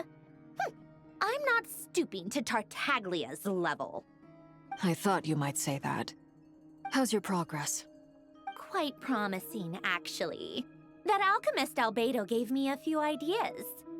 Remember how I asked you to look up some files for me? That stuff on the Nazi-Kreuz Institute. René de Petrichor and Jakob Ingold. Alain Guillotin despised René's theories and methods, but he never managed to come up with better alternatives either. So I adopted some of René's ideas. I don't know what was said before, but Jakob. Okay, I've been pronouncing that wrong all this time. Great. I thought Alain was like a father to you. He and René were mortal enemies, were they not? And what would you say if Lenny and his friends one day learned something useful from someone you utterly detested? I would applaud them for it. That would mean that they have surpassed me. For all we know, Alain Guillotin might have thought the same thing. Not that it matters, though. He's dead, and I'm alive. So it's my call to make. Once you die, it doesn't matter how great you were in life. Only the living get to decide what happens next. Hey, come on out. They're back. Huh?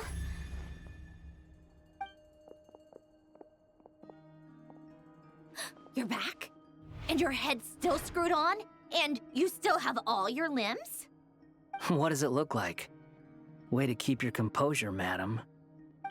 Excuse you. I am perfectly composed.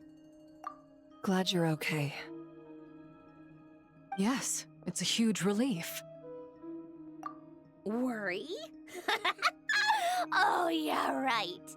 You think we, the Fatui, were worried about you? We were worried sick. Hey! The Traveler and I were already friends. You are free to join this mission in whatever capacity you please, much like your tea parties. It's a laugh a minute with you guys.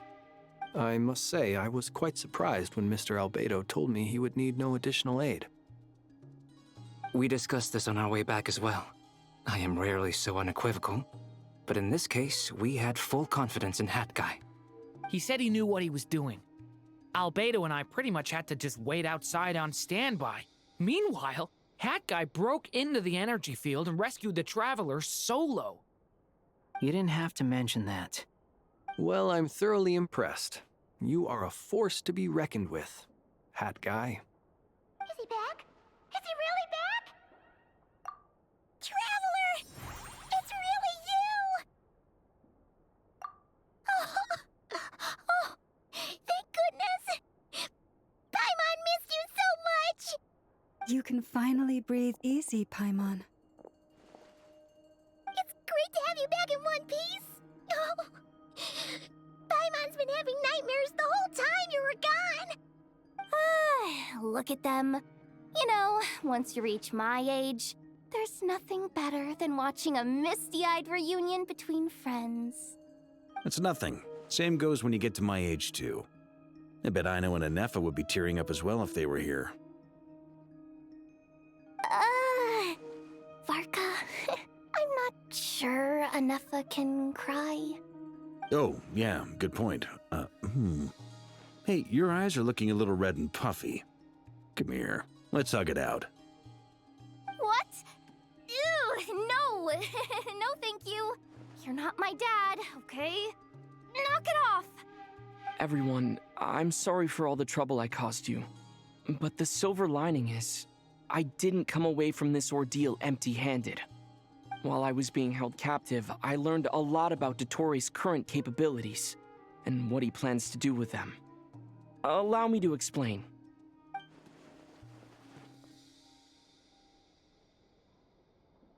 The three moon goddesses were even more powerful than we imagined. No wonder Dottore believes himself to be equal to the gods, maybe even superior. Utter blasphemy. While everyone was gone, Nefer and I made an interesting discovery, and I believe Miss Sandrone has something to share too. Ma'am, perhaps you could do the honors?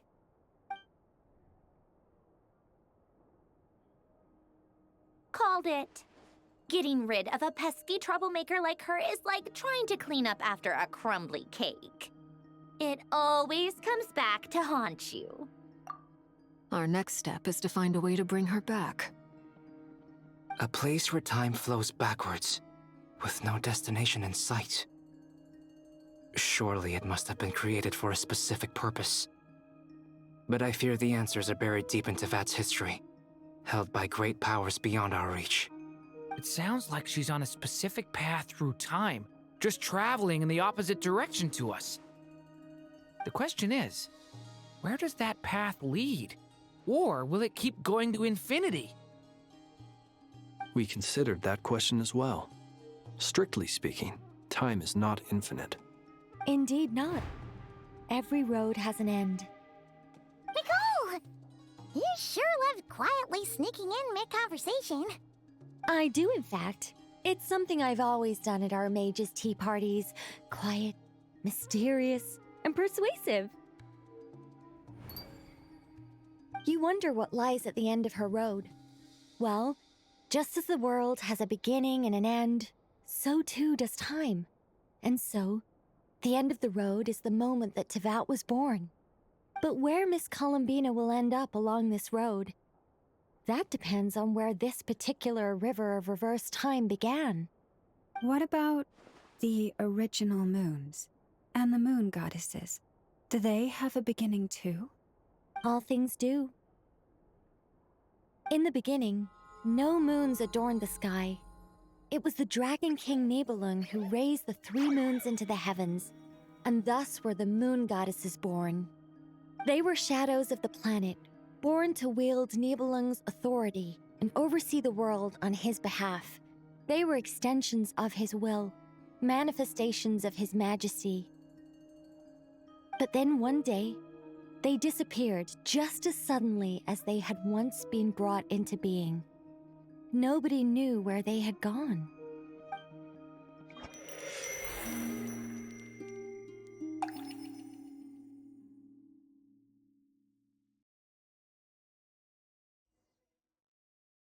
Like I thought, no more paths back to reality have emerged since. But how can I be sure that I'm going the right way without scenes from reality to keep me on track? I can't even be sure of how long I've been walking for. The further I travel, the less stable this space becomes. There are even moments where I can sense something that feels like abyssal energy. They can just materialize out of thin air. I have to keep my wits about me. Okay. Yeah, kind of in a weird space, but I think this is probably where it ended for Act 7. Well, part of Act 8 as well, but mainly Act 7. So we're going back to when Nibelung, I guess, was corroded. And then the moon goddesses disappeared, giving all the powers to Columbina because she needs it. The moon's reflection, so that might be where this reflection ends, and not like the end of time, when the moon goddesses were born, I think. The question remains how they can still retrieve her, unless if she just goes forward in time normally from where she leaves here, but yeah, that's kind of sad for her. That might happen, but there might be a way to reach in and then grab her to where they, well, where they get her and they're present. Or something like that. Okay, but that's it. Act 7 was pretty cool. It was a little bit slow at the beginning, I think. Well, not that at the very beginning with the doctor. That was very sudden. But like the section right after. But I think it was very beautifully written. Like the reveal of Columbina's actions, how they influence like the other acts and Luonnotar appearing. That was very touching. Okay, I probably have a lot more thoughts. I can't quite say them properly, so I'll just like enjoy them in my mind. But hopefully, I don't know, at the very least the feelings come out properly. And how I do like this act, well, the last act very, very much, and hopefully this act is the same. Okay, so that is gonna be it for this one. Thank you very much for watching, and I'll see you next time.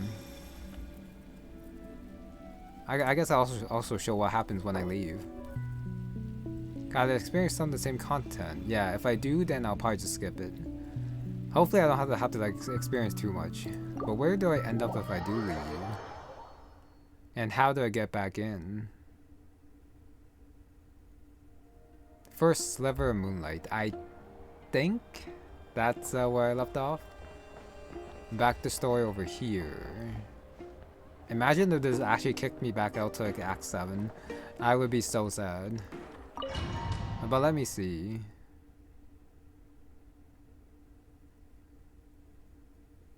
Like I thought.